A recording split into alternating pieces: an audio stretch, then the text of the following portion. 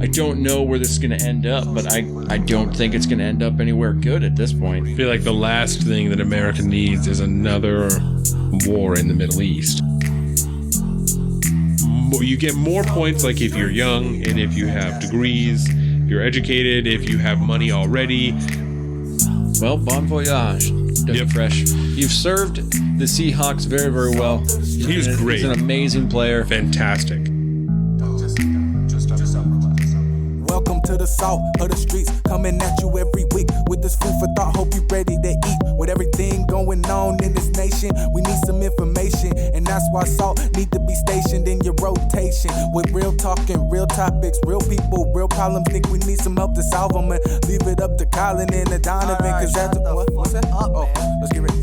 And just like a red, white, and blue phoenix rising from the ashes of political bipartisanship, we are back to Salt of the Streets podcast. This is Saturday, May, what does that say? 18th, 10:30. I got but it's a white picture, I couldn't see it. May 18th, 10:30, 9 p.m., episode 58. Welcome back, everybody, to the Salt of the Streets podcast, your one and only source for social and political commentary on weekly news, pop culture, and sports, all completely built from the ground up for people like you and me, the everyday normal person. So come on and join us as we discuss life, liberty, and the pursuit of happiness, and continue our endless efforts to bridge the gap between people and information. As always, we are your hosts. I am Colin. I am Donovan. And coming up on this week's show, tensions continue to ratchet up between the United States and the Islamic Republic of Iran. We've got a bevy of new abortion laws coming in on multiple states and multiple fronts. And so we're going to hit some of those. We're going to save the generalized abortion debate for another day. Yes. And after that, we've got some President Trump. He's got a new, I guess you'd call it a quote unquote plan for a new immigration plan. And then we're going to be talking about Marvel's Avengers Endgame. And of course, Game of Thrones, which we're going to be a week behind. Season finale comes out tomorrow because we record on Saturday. So I hope it wasn't a total devastation for everybody that appreciates Game of Thrones. Are you scared at all? Sorry to interrupt you. Are you scared at all that it's going to end really shitty like The Sopranos? Cut to black. No, I mean, like, I don't. Not that same way, but a really shitty way like that, where everyone's like, what the fuck? You know what? Let's save that for pop culture. I want to give my theory, I guess, where I think it's going to end. Deal. And I would like to know yours. Deal. So we'll save that for pop culture towards the end of the podcast. But other than that, I think before we're going to go any further, I want to give a big shout out to one of our newest awesome listeners, Alicia. It is your birthday on the 21st, I believe. Birthday. Happy birthday. Happy preemptive birthday, Alicia. Shout out. You got something coming your way for your birthday. Oh. But other than that, I think that's about it. We could probably fit in all this stuff. I do have a wedding to attend this afternoon, so if we start running long, we might have to cut short, but we'll keep it on the clock and see what happens. Yeah. But other than that, how's your week been, homie? It was good. It was a good week. It's picking back up at work, which is good. Oh, the stack's growing? Yeah, you always need more money. Yep, definitely. I went and did the concealed weapons permit yesterday, so that was cool. Went and looked at some guns. I saw like an HK that I really liked. I looked at 9mm, some 40s, and a couple of 10mm too. I'm a fan of the 40 stopping power. Yeah. And cause I need them in full size, you know. Like I looked at a couple of subcompacts, but my hands are so wide that that's not an option. Oh yeah. Or like I need to get like a clip extender, you know, for like a pinky extension. And at that point, like I might as well just be carrying a full size anyway, because I've already got like a full clip in there. So magazine. Yeah. Nomenclature. Sorry, magazine. You're correct. You're correct. You're correct. I'm sorry. Yeah. So all the gun aficionados are like, it's not a clip, asshole. God damn it. Yep. Yeah. They get real protective about that kind of stuff. Now they're concerned that I'm not a responsible gun owner because now I went to get my concealed weapons permit and I don't even know the difference between a clip and a magazine. Hey, but I do. It does indeed essentially speak to the same thing. Yes. What about you? It's Good, bro. I've had a good week. Some stream skis last night. A little bit of Twitch screens, just stream skis. A little stream skis? Yep. Yeah. Carolina started a new, I don't know what you would call that in the Twitch world. I'm still learning a lot about the Twitch world, but, she's going to start a series of video games, and she wanted to include me in a lot of that stuff. And so we actually have 2 games now that we were scheduled 2 days a week to play. Last night was the first night, and we're starting with the original Borderlands Game of the Year edition on PS4.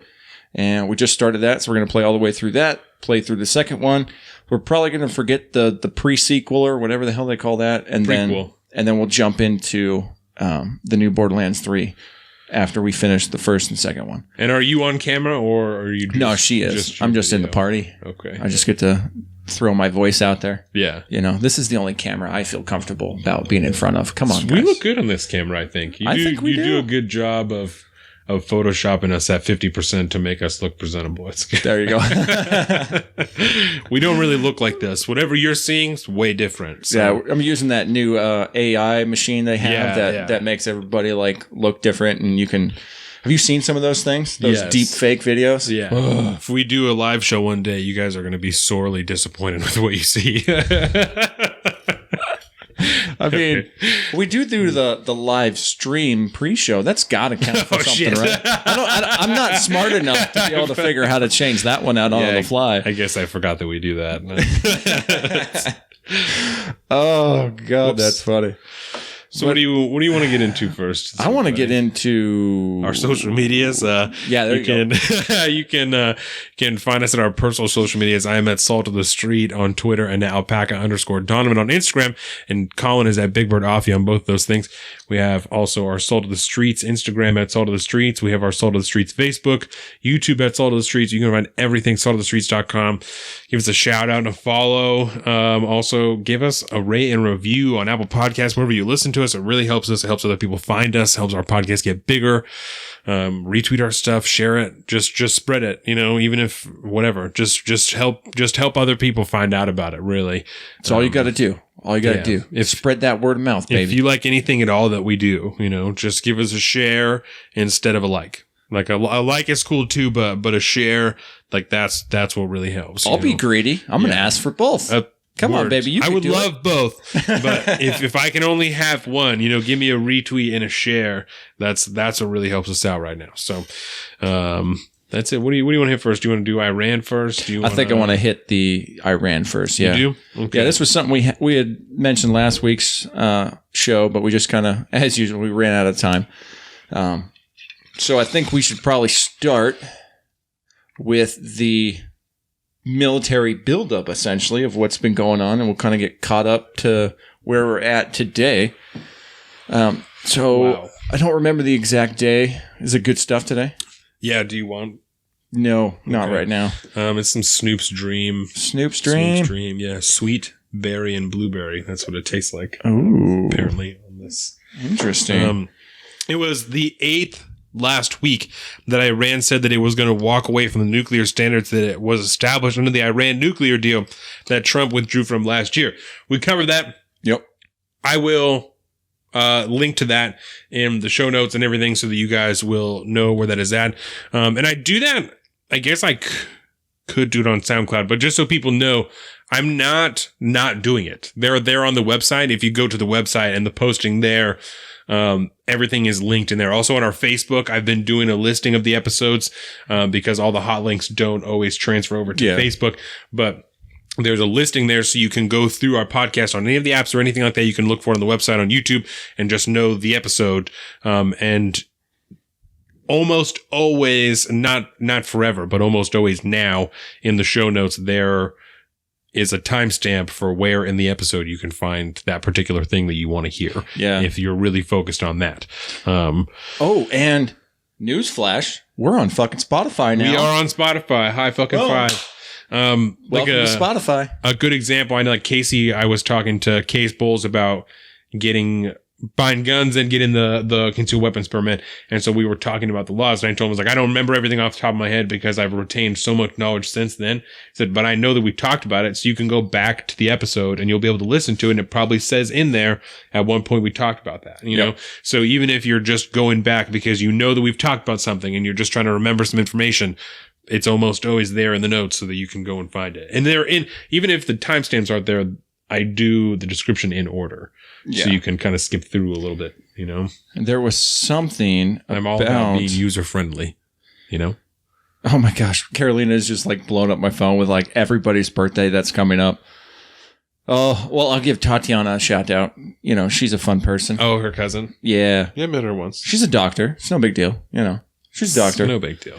Yeah. She's over in New York. Yeah. Hanging out, doing her thing.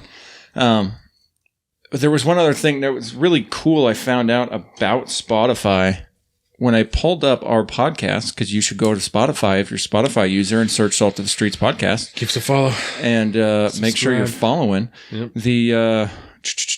If I go to an episode with a... Oh, that's a pre-show. That won't have it in there.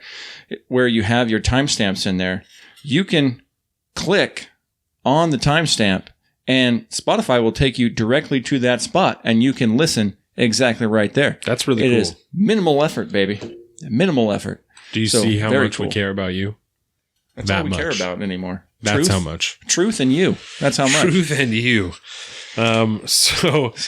So anyways, yeah, Iran's backing out of there. They're walking away now from the Iran nuclear deal after the U.S. did. And they told Europe, a lot of European countries, not like Europe as a whole, they told just, hey, Europe, what's up? Right. They told a lot of European countries that they either need to figure out some type of nuclear deal or they want to recoup the losses that they feel that they have received from the U.S. sanctions, from other countries not being able to do business with them. Mm-hmm. So Iran said that the steps they're stepping back from it, they said they're going to ramp up their nuclear production. They're going to raise the viability of their uranium. The enrichment. There you go. Enrichment. There you go. They're going to re-enrich it.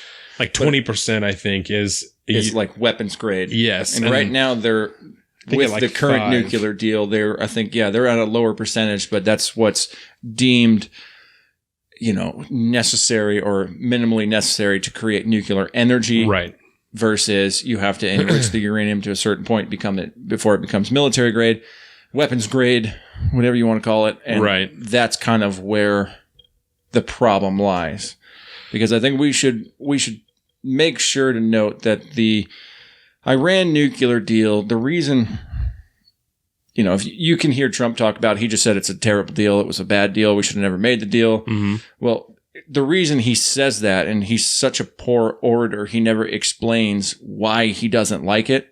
And it's simply due to the fact that it doesn't stop them from actually pursuing a nuclear path.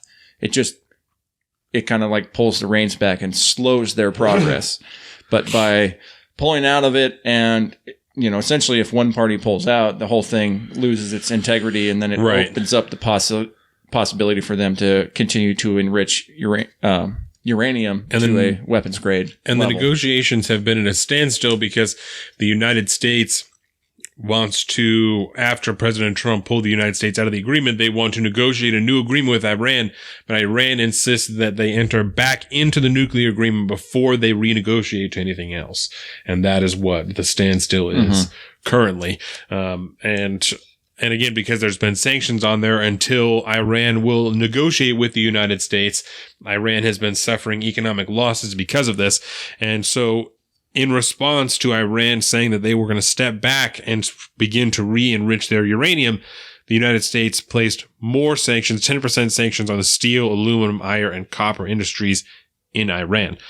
And the administration, even as high up as Secretary of State Mike Pompeo, I was like, wait, what's his title again? I forgot. Yeah. And Vice President Pence have been meeting with our European allies that are involved in that deal as well and pushing them to also pull out of the deal and essentially side with us on this one and enter into essentially trying to get a new deal going. and it's not really making any headway. Right. You know, I mean, the EU and, you know, the rest of the European allies and people involved in that Iranian nuclear deal, for a while, they tried to institute a barter system, because of the way the U.S. sanctions are drawn up. It leaves the potential for the U.S. to essentially sanction anyone that does business with Iran at this point. They're so extreme that they're actually, the way they're written, we could start sanctioning even the UK and France and Germany and Israel. And we have a president very willing to do so and has stated as such that he does not approve of any European countries doing any business with Iran. Yep. And then he is willing to place sanctions on those countries. Yeah, and unfortunately, their barter kind of idea hasn't really gone anywhere. It hasn't really worked very well. So now that they're just feeling the heat. It also does not help the negotiations with Europe that there does not appear to be a decided strategy among the White House, where you have Mike Pompeo and John Bolton, who we talked about when they got put in those places, were very hawkish about Iran, which means that they are not closed off to the idea of military intervention in Iran, which is something that Mike Pompeo has stated, which is something that John Bolton has stated. They have both said that outright. I think even during John Bolton's tenure at the Bush administration. Absolutely.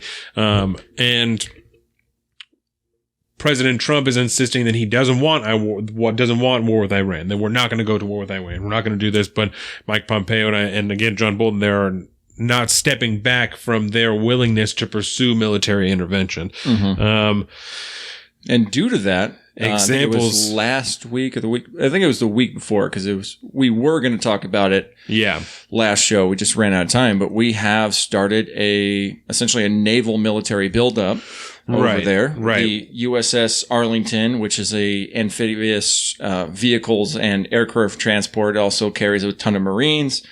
Has joined the USS Abraham Lincoln Strike Group, which is an aircraft carrier in the Persian Gulf. We have also sent U.S. B-52 bombers to our air base in Qatar in response to these. Well, actually, I should step back. After all of these things have been happening with the nuclear deal, right? Yes. Apparently, there has been a credible intelligence report that Iranians and their proxy forces were given the green light to attack U.S. troops. The proxy forces in Iraq and Syria. Yes. Sorry. No, that's okay, because you're correct. The government has said, not as a whole. Yes. The intelligence community has said that there's a credible threat. No evidence has been provided, which is not surprising if it's classified material still, but there's not anything, nothing's been leaked. There's not any evidence that the journalism community has to verify that, right? Yeah, this is strictly on the covert intelligence basis. There's also reports of small vessels in the Persian Gulf with missiles on them that are traveling around, the U.S. fleet and shipping fleets and stuff like that.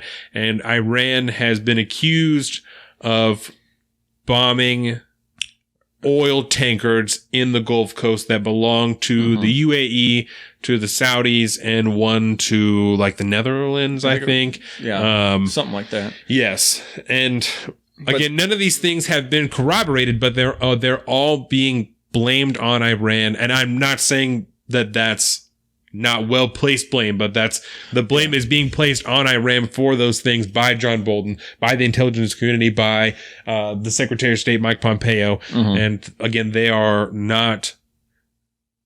There are reports of them moving up to 120,000 troops into those areas to fight those proxy forces like you were talking about in Iraq and in Syria, which again comes right after reports just a few months ago of President Trump pulling all of the soldiers out of Syria, which is something that we talked about when that was announced, that there was potential there for a resurgence of, is that the right? A resurgence of insurgents, of ISIS, of terrorist forces in those areas if we were to completely pull out. That we talked about the 3 generations idea that has been talked about through several different military people that I have spoken to, I mean, you can look at some serious examples in recent history, Libya and, in some ways Iraq, I mean, Syria, I mean, all these different things that you create a vacuum, and I feel like it's been time tested now that vacuum will be filled by somebody, and it's not usually going to be a legitimate government. Almost always bad. Yeah. But I would like to also point out that we talked briefly about those oil tankers that were hit. They were attacked in some fashion. Yes. And the general consensus coming from the Iranian government at those were acts of sabotage, and that more or less they had nothing to do with it, of course. But again, it's really easy to draw the parallel between the two and assume one way.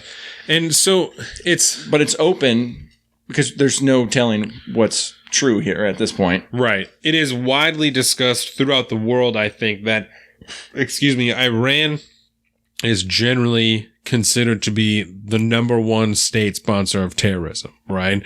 I would argue that Saudi Arabia is in close contention for number one. Mm-hmm. But I think that it doesn't really matter, right? There is no doubt that Iran plays a hand in terrorist forces that America is dealing with around the globe. You know, there's no doubt about that. So there is certainly some reason to believe that they would have something to do with this.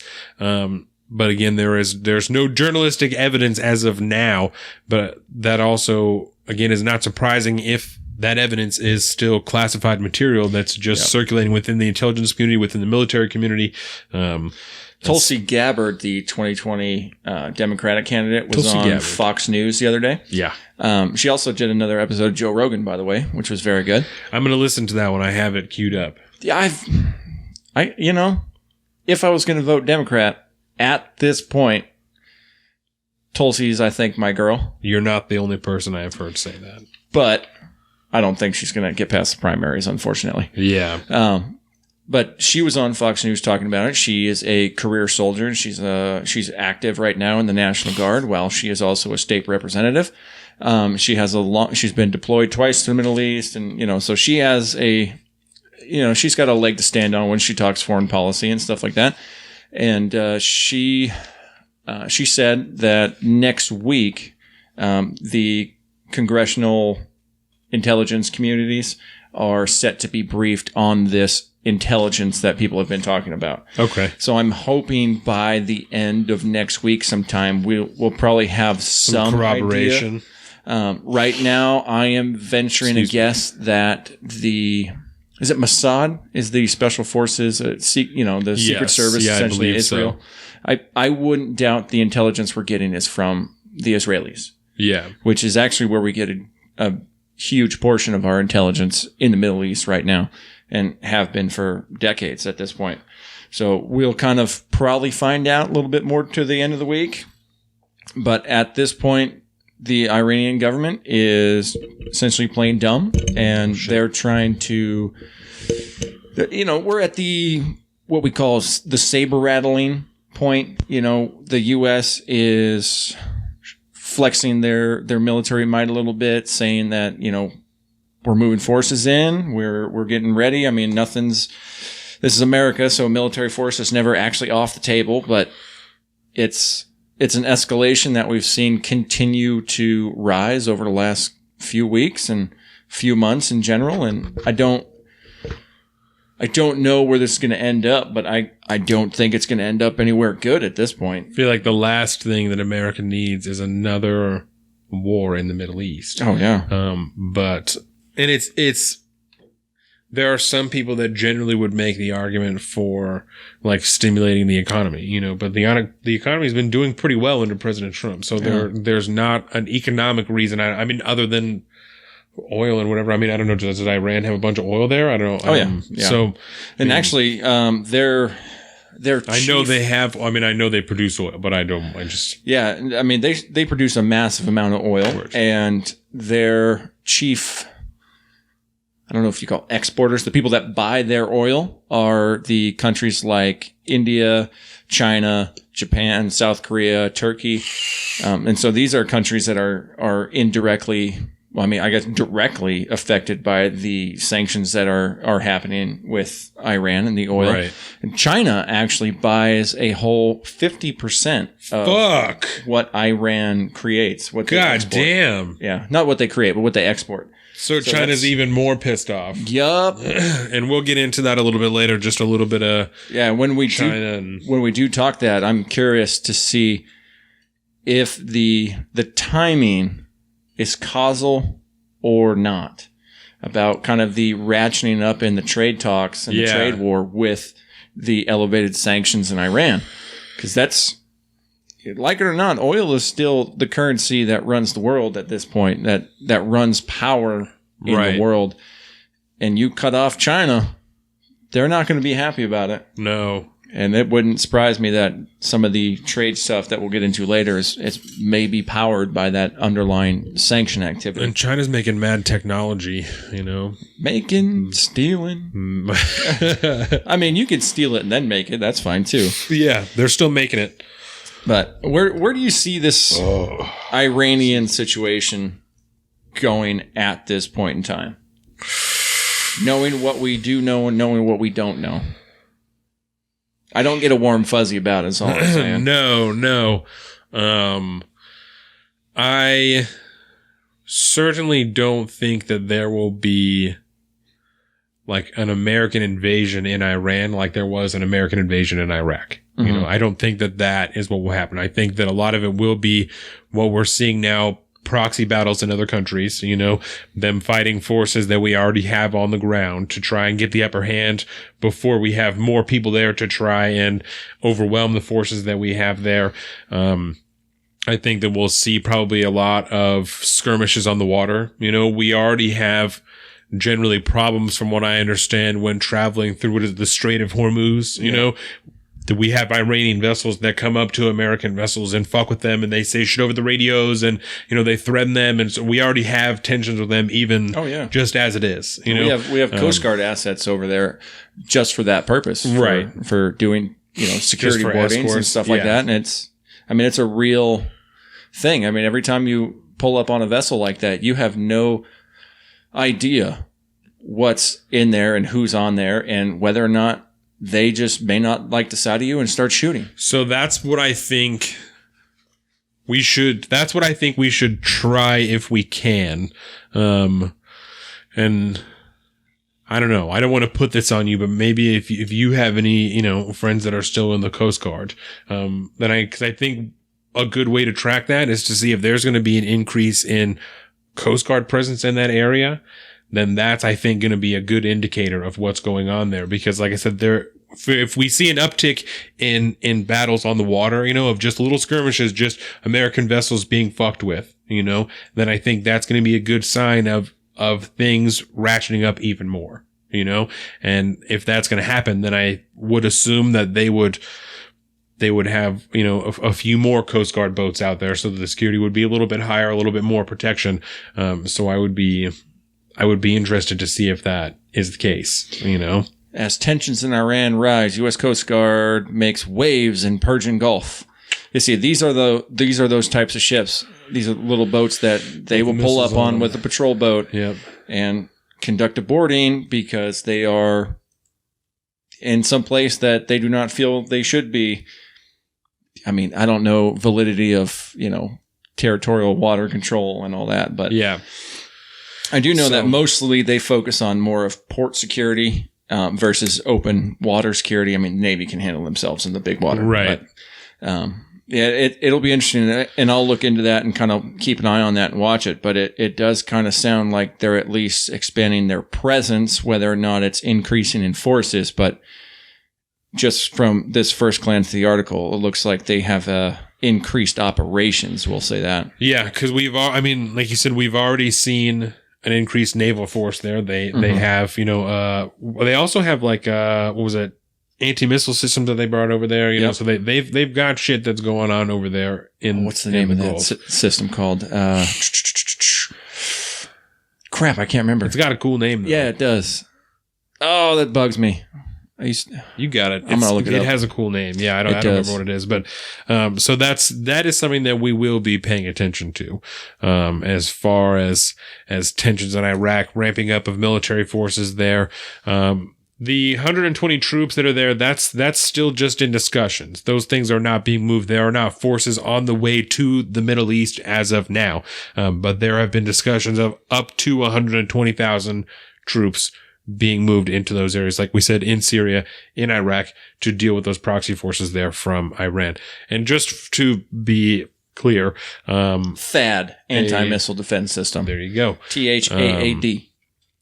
A proxy force means that they're not Iranian soldiers in those areas, but they are, I don't know that you would, I mean, we don't want to call them a coalition, but they're a loose coalition of insurgent forces that are funded by the Iranians, that have weapons from the Iranians and probably some training by Iranian special forces or whatever the fuck that are there on the ground. The same way that I would probably say Russian trained.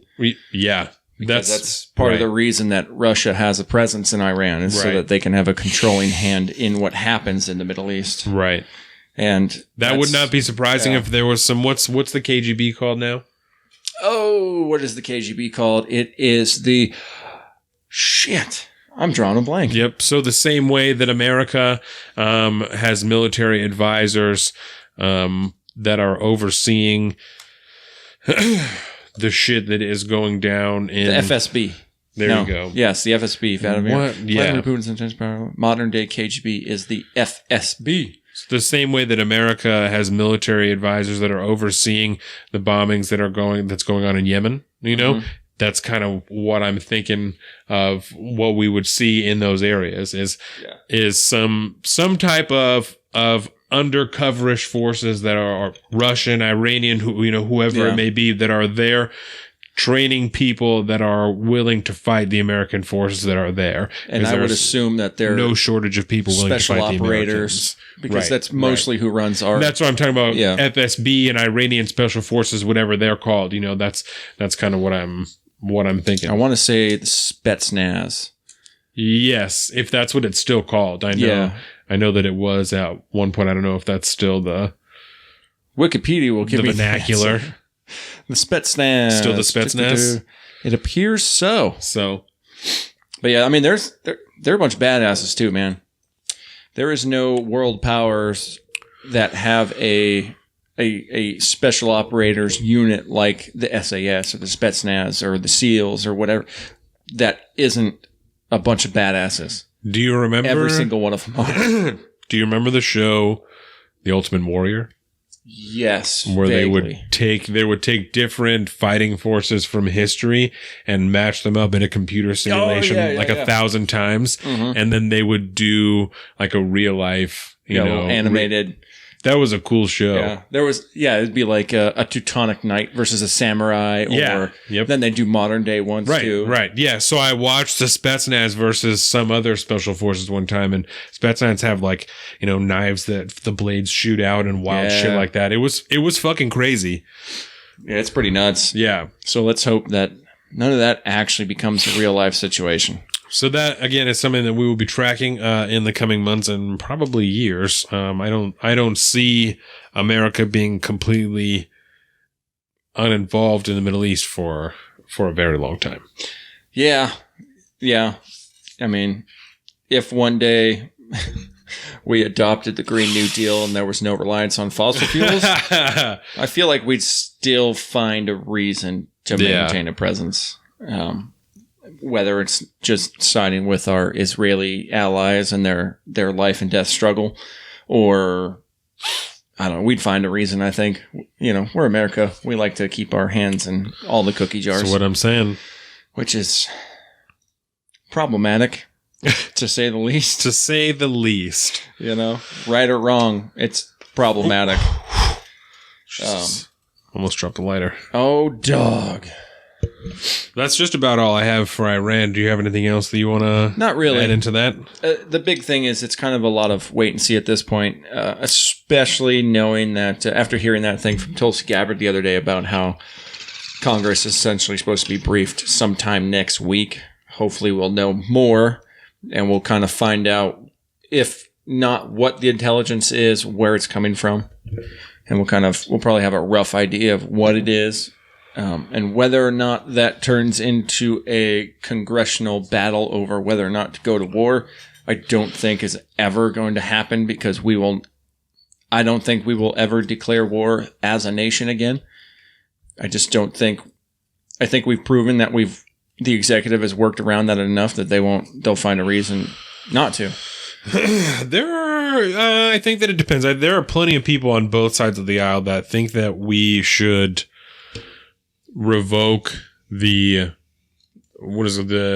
AUMF, the authorization for use of military force, or if not revoke it, then at the very least revise it. There are plenty of people on both sides of the aisle that believe that should be the case.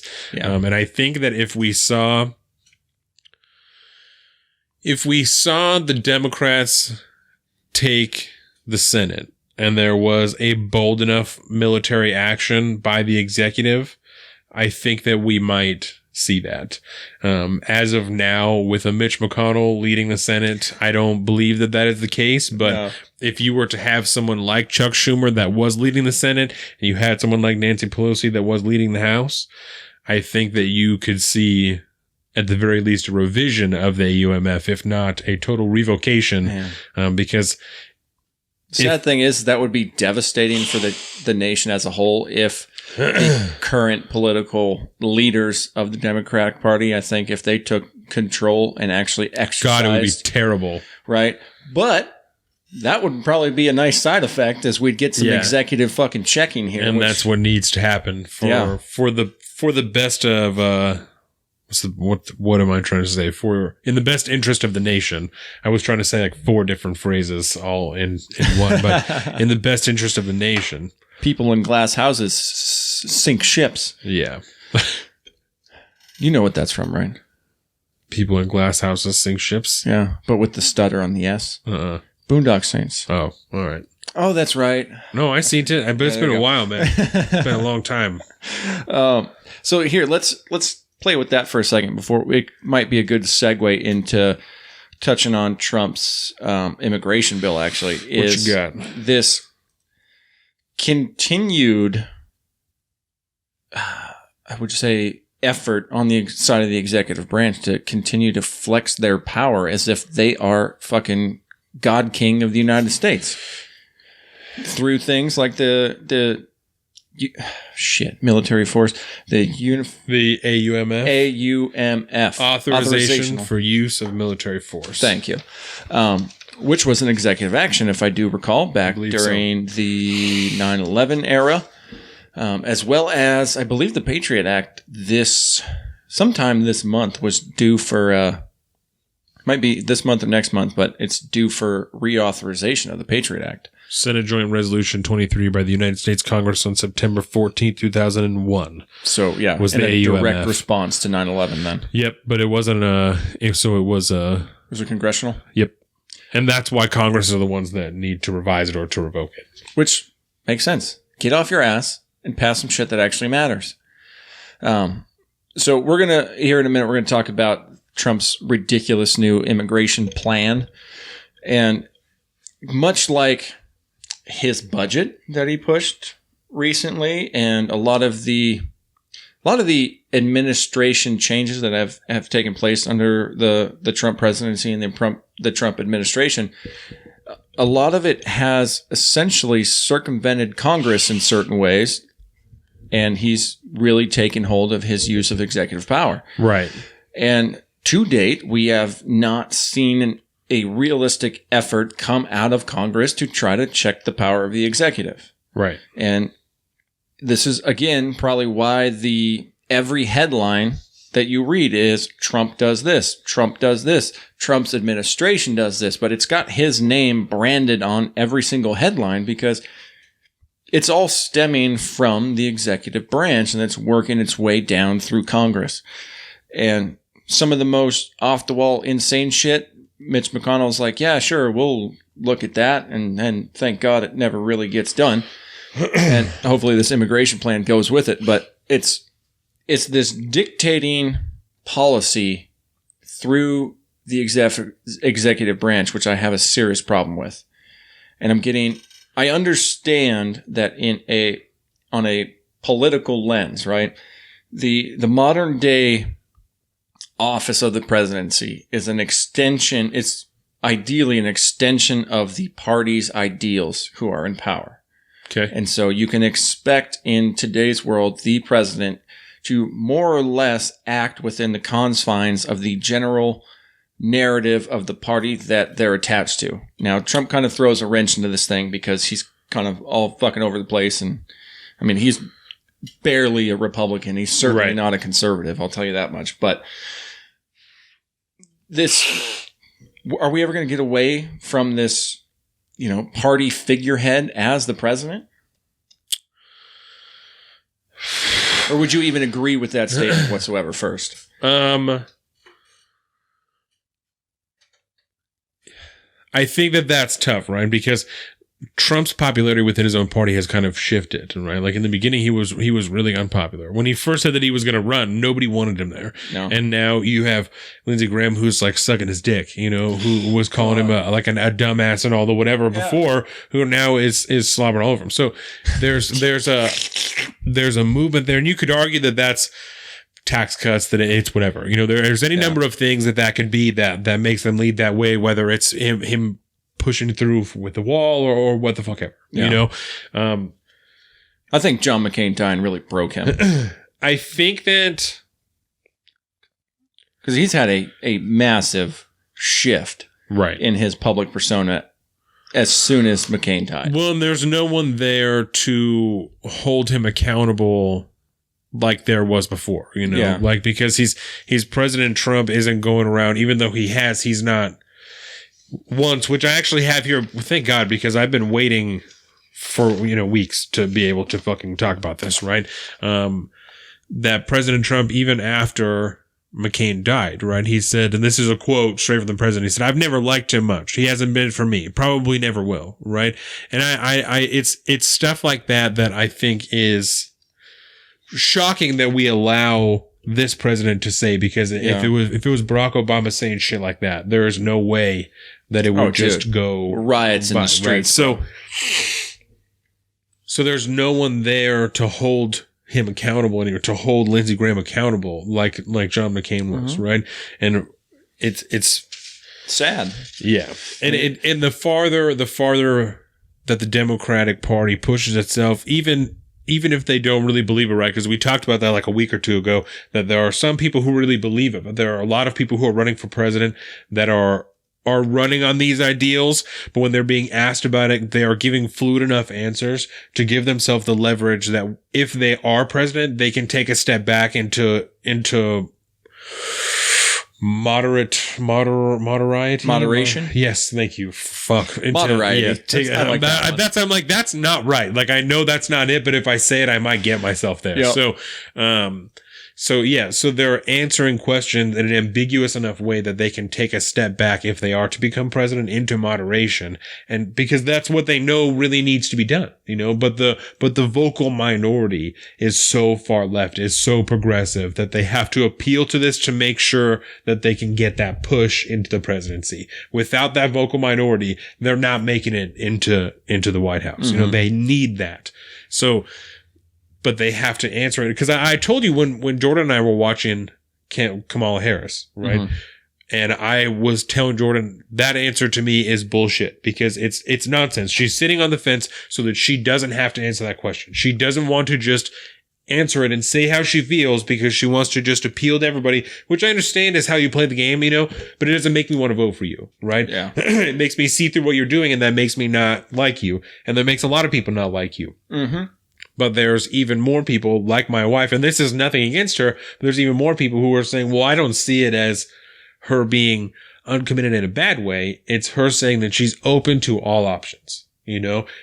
I don't see it that way. I see it as a backhanded fucking political game, you know, but I'm exposing myself to way more shit than Jordan is. And that's because we're so deeply plugged in. Right. And I'm sure that part of that is just pessimism towards a lot of these people involved in politics, you know, that maybe she doesn't have because she's not as jaded, because she's not as exposed, right? So it's not by any means a slight against her or a diss that she's not doing that. But it's like when somebody, you know, kind of tells me, it's like, oh yeah, I don't really, you know, I don't like to talk about politics. And I say, you know what?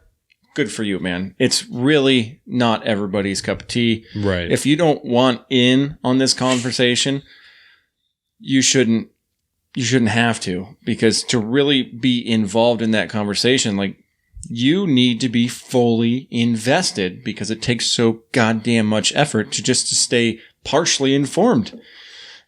I wouldn't wish that on a lot of people. It takes a lot of time. And if you're not into it, man, it would be a nightmare. Right. Because it's a nightmare for me sometimes, because the stupidity of it all is just out of this world. And stuff like her sitting and wavering on what you would think is a simple question. I don't want the right answer. I just want to know what you think. Right. I just want to know what your answer is. Because you don't have to have the solution, right? Like I don't expect anybody to have the solution to the problem. I expect you to have an answer to what you think might work, you know? And I expect you to say, this is, over the time that I've thought about and the people I've spoken to, this is what I think might be best. But I am going to surround myself with people who have slightly differing opinions so we can work our way to the best possible solution of what we're going to do. Yeah. Why the fuck can't you say that? Like, why can you not say that? Because is that not what you should want around you? Is people who, in general, right, on the whole, they're down with what you're doing, because that's why they're there. They're down to fucking ride with you. But they also have some things they don't agree with you on. So when you approach them, you want to have an economic advisor that's like, I want America to be doing good shit. But also, I think this, you know, they have a little bit different idea than you do. So that's going to help you guys have a better conversation to figure out the best way to do it. Yeah. You know, I mean, we should be solving these problems and all these different debates in the marketplace of ideas. And if you're just riding down the middle, riding fence, you're not helping push that conversation forward at all. You're hoping to pick up as many votes on the outsides as you possibly can if you just kind of ride that middle. Contention of ideas without argument, I feel, is one of the best ways to actual ideological progression. You know, like that's the way to do it. You have to have someone there who has semi-conflicting ideas to be able to understand the flaws in your argument, to either see that maybe you're wrong or that they're wrong, or they're you know, to what I'm saying, to strengthen it. Like you have to have someone on the opposite side. Yeah. And the beautiful thing is, if you sit down and have that one-on-one conversation with somebody with an opposite ideal about something, by the end of the conversation, if you don't both agree on where to end, that is not a failed conversation. If you have picked up knowledge and understanding from a perspective that you did not understand before, and now you can at least understand that type of perspective, you have done yourself a greater good to the whole, because now you have a better basis of knowledge to form your own opinions off of. And that's where the fundamental flaw is right now, is we do not have the recipe for civil discourse anymore. It's, I'm on my side, you're on your side, and we have warring, conflicting ideals. And because you don't agree with me, you're an evil person and you're just trying to do bad things. You're assuming malice on all fronts. And you're right, they're wrong. Right. And that is no basis to have any kind of conversation off of with anybody. I mean, you don't do that type of shit to your spouse or your significant other back at home. That's certainly shouldn't. That relationship is not going to last. No. Why would it last in the public? If it doesn't work on a one-to-one level, then it's not going to work on the whole. It just does not make sense. You certainly shouldn't assume that. You shouldn't assume instantly that someone is acting in bad faith if they haven't provided you with evidence that they're doing so. Mm-hmm. You know, there's a lot of different things. There's a lot of times where, let's take the president, for example, where you can assume that he's lying because he lies all the time. You know, something that he says sounds inflated. Check it out, because it probably is. You know, if you're like, that sounds like it might be like an extreme statistic. You should check it out because it probably is. Like, there's a good chance that it's not exactly correct. Mm-hmm. So, especially if it comes out of his mouth. Right. But most people, if you meet somebody, and because it happens all the time that someone says something in a store and people start having a conversation and they don't agree about something, somebody gets pissed off, whatever, and they walk away, There's no reason to assume that person is acting in malice, and you talked about this like a couple weeks ago. Yeah. Yeah. Never attribute to malice that which is adequately explained by ignorance or stupidity. And I was telling Carolina before we started recording that I think that that's one of the problems with like the debate around abortion, that there is either a willing, a choice not to understand or a true misunderstanding of what the real argument is on either side of the debate. Yeah. And I think we'll get into that when we talk the abortion bills, because I think we have some good, without going into the moral and ethical implications of abortion. We'll save that for another day. Just around the bills in general, I think there's good discussion to be had there. I thought that was a pretty nice segue that I had set us up with. And I'm just pissing all over your segue. But, it's like, before we do that, your segue is garbage. No, we could totally do that though. So that's man, we were both sniffly today. Yeah. It's the allergies, bro. I'm really sorry about that, everybody. So there have been a growing number of bills introduced throughout the United States that ban abortion in different ways and at different times, right? So as of now, there are 8 states this year that have passed laws to restrict abortion in one form or another. Georgia, Kentucky, Missouri, Mississippi, and Ohio have all done what are being called the heartbeat bills, which restrict abortion to when a fetal heartbeat can be detected, which is between 6 and 8 weeks, which is, I'm sure most people know this, but it's before most women even know that they're pregnant. And even if you didn't know that before, this has been discussed so heavily that that's a phrase I'm sure most people know by now. It's the general consensus. Right. I mean, even oh crap, I can't remember her name now, that newer person on the Commentary Magazine podcast. Yeah. But I can't remember her name. Whatever it is. Christine something. Yeah, and she brought that up. She goes, I mean, it's ridiculous. That's before most women even know that they're pregnant. Right. Especially a first-time mother, we'll say that. Right. A seasoned veteran mom of a couple kids is, even just one kid, is probably going to have some kind of instinctive, I remember what this is. Yeah, you'll know what you experienced the first time around. Jordan knew that she was pregnant like incredibly early. Like, that's because your wife is incredibly intuitive. Yeah. She knew, like, she just felt weird for like 2 weeks almost before she took a pregnancy test, so she, and that's always the word I hear is I just felt weird. Yeah. Something's different. Right.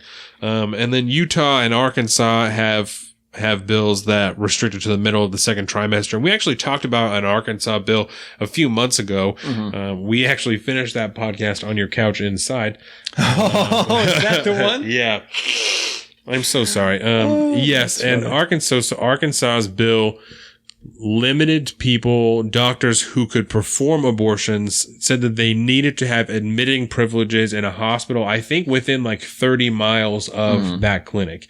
Sounds about right. And there was like very few doctors that were able to meet those requirements, that were able to receive admitting privileges from a hospital. And so it limited to either 2 or 3 clinics that are on like opposite sides of the state that people are able to go and get abortions from. I think we actually like pulled up the Google map, and it was like you could not have more polar opposite corners of the state.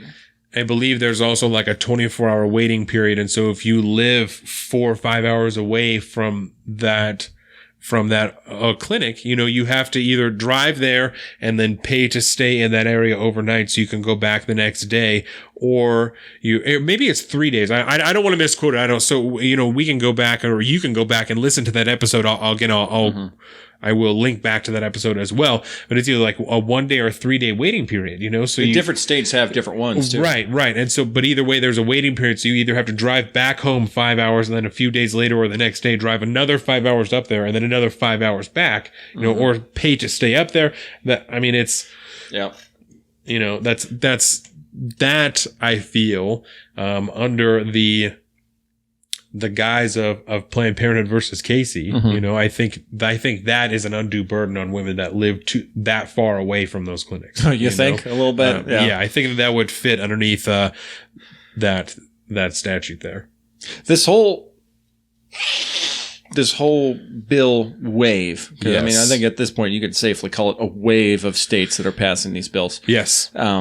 Has made me look into Washington state laws on abortion.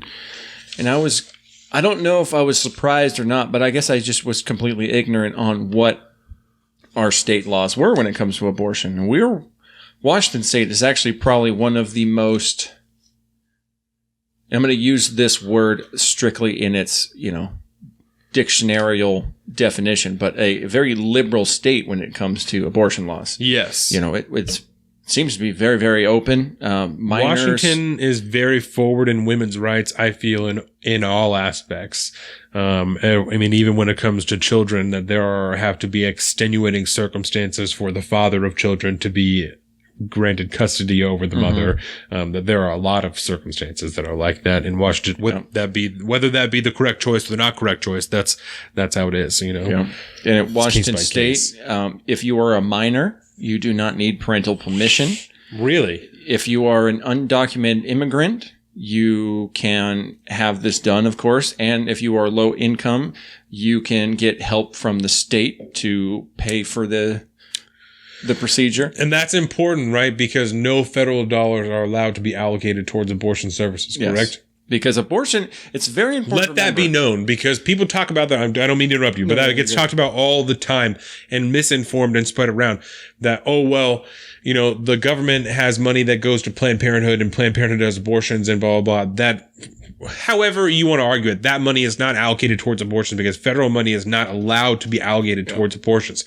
So that is state money. Whether or not you agree with it, this is the state that we live in. It's been handled through the state, not through the federal government. Right? Which is, I think, where if you need to handle this. Yes. I forget, we didn't even hit actually on the big Alabama law yet, but we'll get there. Right. But if you are in I forgot the point I was going to make. Crap. We'll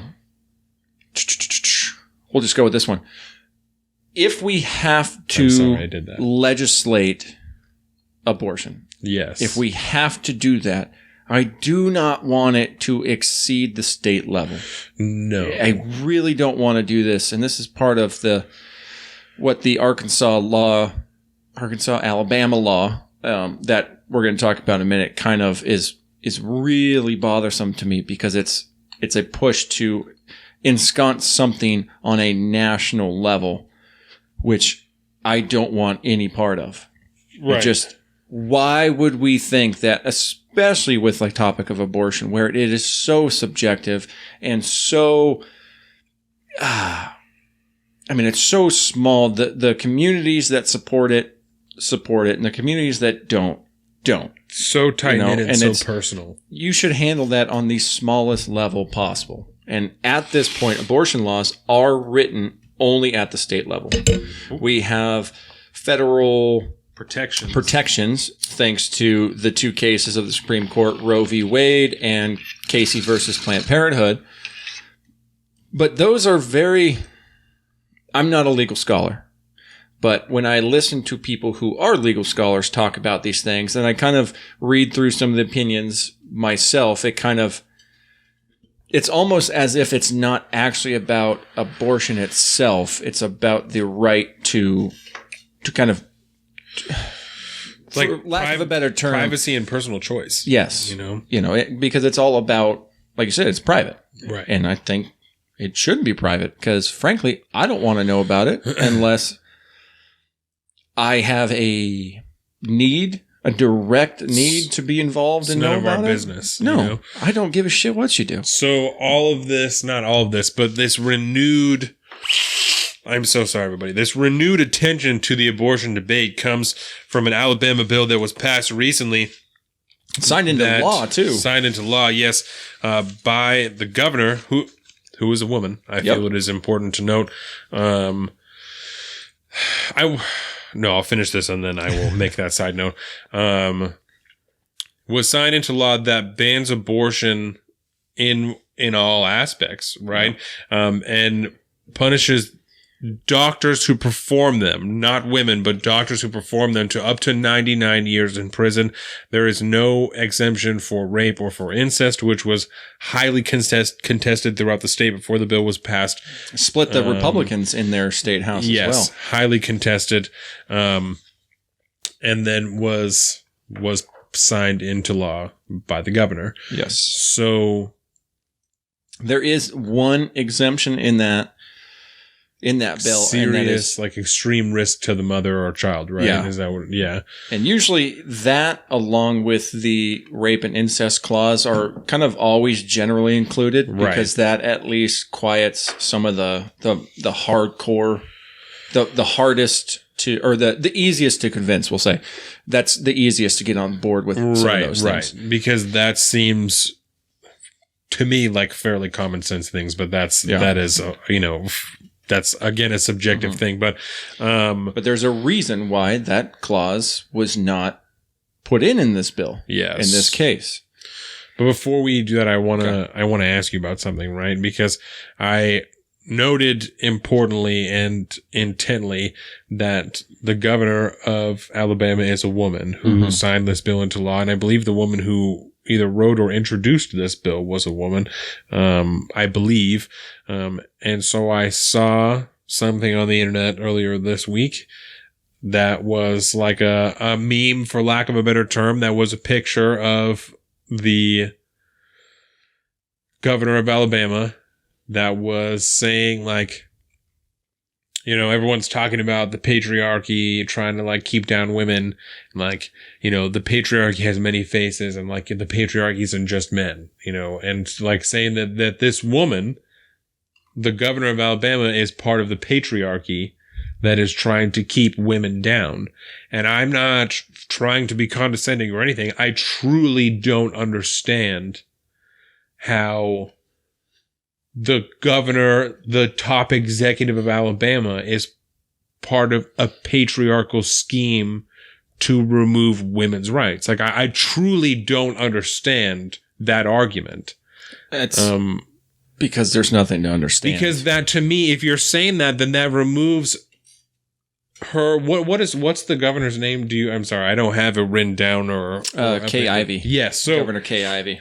That argument that she's part of the patriarchy that's trying to remove women's rights completely removes her ability or even credit for any independent thought by any means. And that is counter to any argument that would be in favor of women's rights, like, across the board. So I don't understand.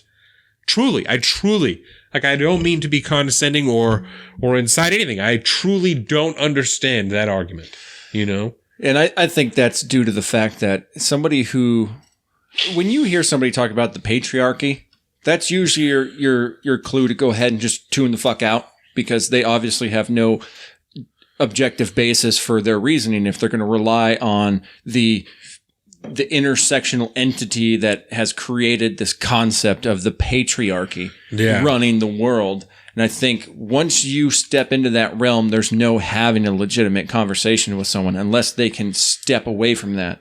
I mean, you, by calling her out as part of the patriarchy, you're now removing every bit of intersectional cred that she would have had by becoming the top executive for an entire state, who runs an entire state. Right. As a female, as a woman, you're trying to pull that away from her just because she's signing on to something that she believes in and that you don't? She didn't hustle to get there. She sold out and bought into the patriarchy so that they put her there so that she could do stuff like this, And that's, what the fuck? It's nonsensical. That's crazy. I don't know. There's a lot more validity to the argument that if she wasn't involved and this was just like a a congressional thing, Right. and it never had to go to there because of the 13, male lawmakers that had kind of pushed this bill into actually being able to happen.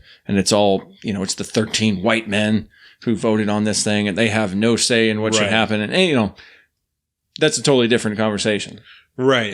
But I mean, because to try to remove that from a sitting governor is just, it's intersectional nonsense is what it is. And if you don't agree with it, don't agree with it. That's fine. Call her out for a legitimate grievance you have with her. You disagree with this bill.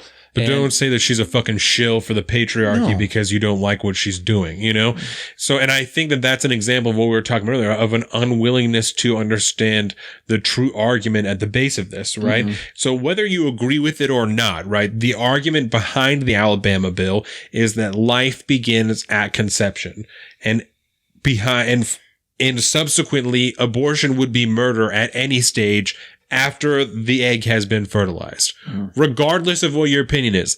I'm not telling you that that's my opinion or Colin's opinion, but that's the argument at the base of this bill. The intent of the bill, right? And the intent of the timing right now of all of these bills is to because the people who are putting these bills up and who are arguing for them believe that now may be the time that they can try and flip over Roe v. Wade because of the justices that are on the Supreme Court. There are arguments all over the place from the ones that I've heard mostly against it, that is not likely for any of these bills that are on the table right now, especially the Alabama bill. But that is the intent. There was a great interview by the lawyer who helped champion this, right? Yeah. On the Daily this week. And he said, my job is to try and take this to the Supreme Court, to take it to Roe v. Wade and help get that overturned. Like that is what my job is to press this to that length. That's the intent. The intent is not to, I don't know. Like the intent is not to take women's rights away. It is because whether you believe they believe it or not, these people are saying that they truly believe that life inside that woman needs to be protected, right? And I'm not, I hate that I have to be so clear about this, but I am not providing validity to that argument.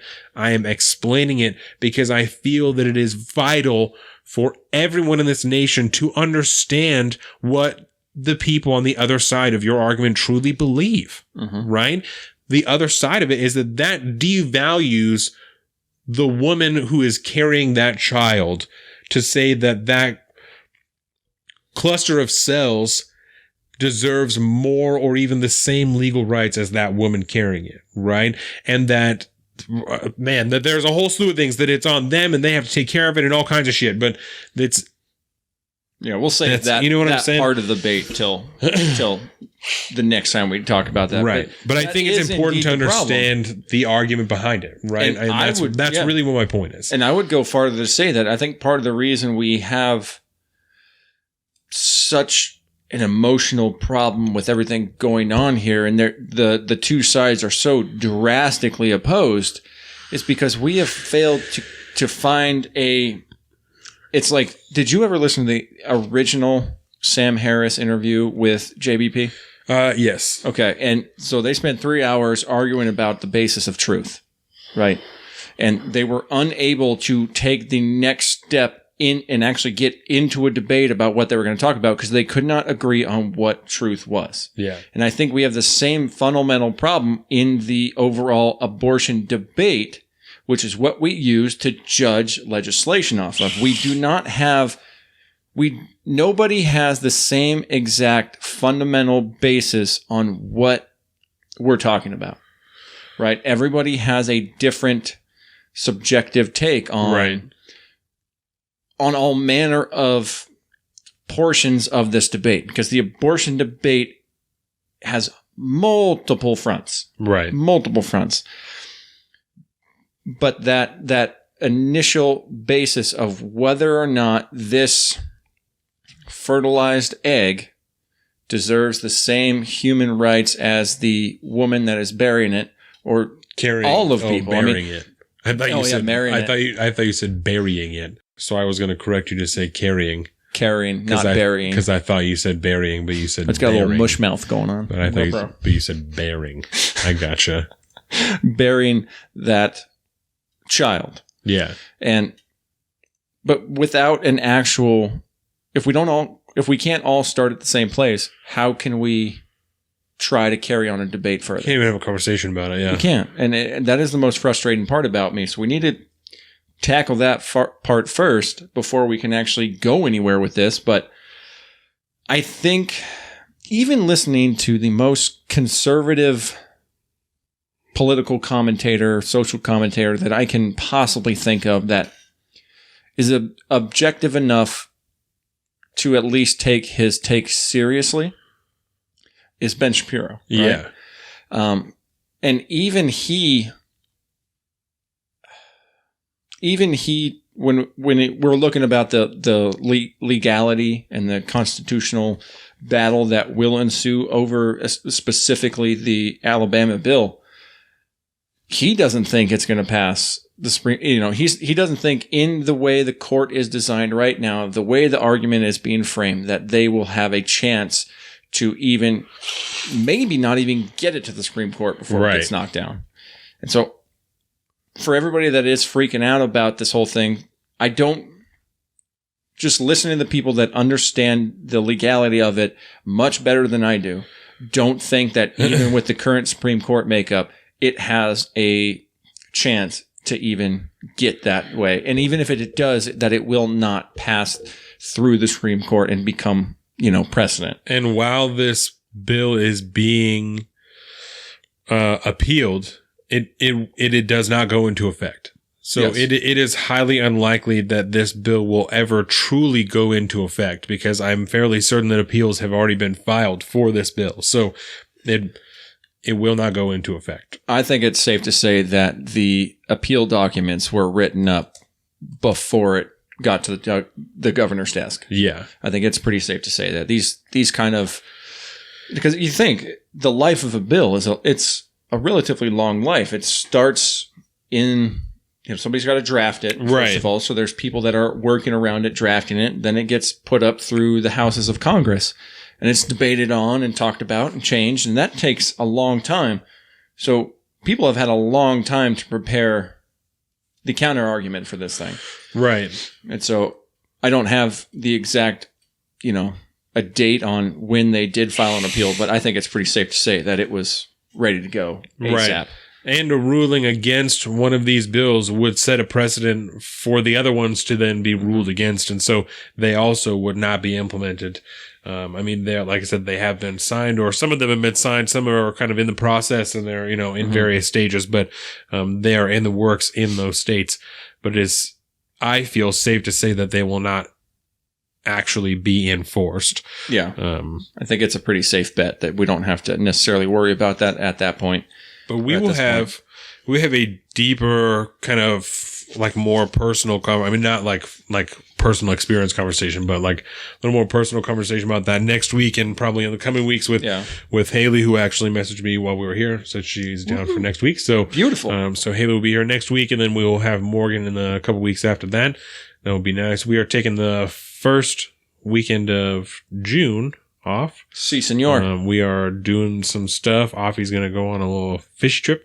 Yeah. And I got vacation coming up, bro. I'm going to hang out with my cousin Tatiana and do some other stuff. It's going to be sweet. Fantastic. It's going to be great. So there was one other point that I wanted to kind of talk about when it comes to what the hell do you want? This Alabama bill, the abortion bill. What you got? Yep. Now it's just eluding my mind. This has been really bad today. I keep getting these great talking points, and then within 5 minutes, I'm like, oh, crap, what was that? You need to take some fish oil, man. I do, I need to start eating them fish eggs, probably. But it had to do with the... My baby sounds like he's talking already. It's kind of weird. Your baby's a fucking genius, if you didn't know that. Well, and I remember Rhonda Patrick, when she was talking about it, she said, I know that he's only, 4 or 5 months older, so I know that he's not actually talking. But the noises that he's making sound like he's talking, and that's what Dax is doing. He's making noises that sound like he's trying to imitate the words that we're saying. And I'm like, yeah, that's what's up. Maybe I'm just, a very optimistic parent who's like, my fucking kid's a genius.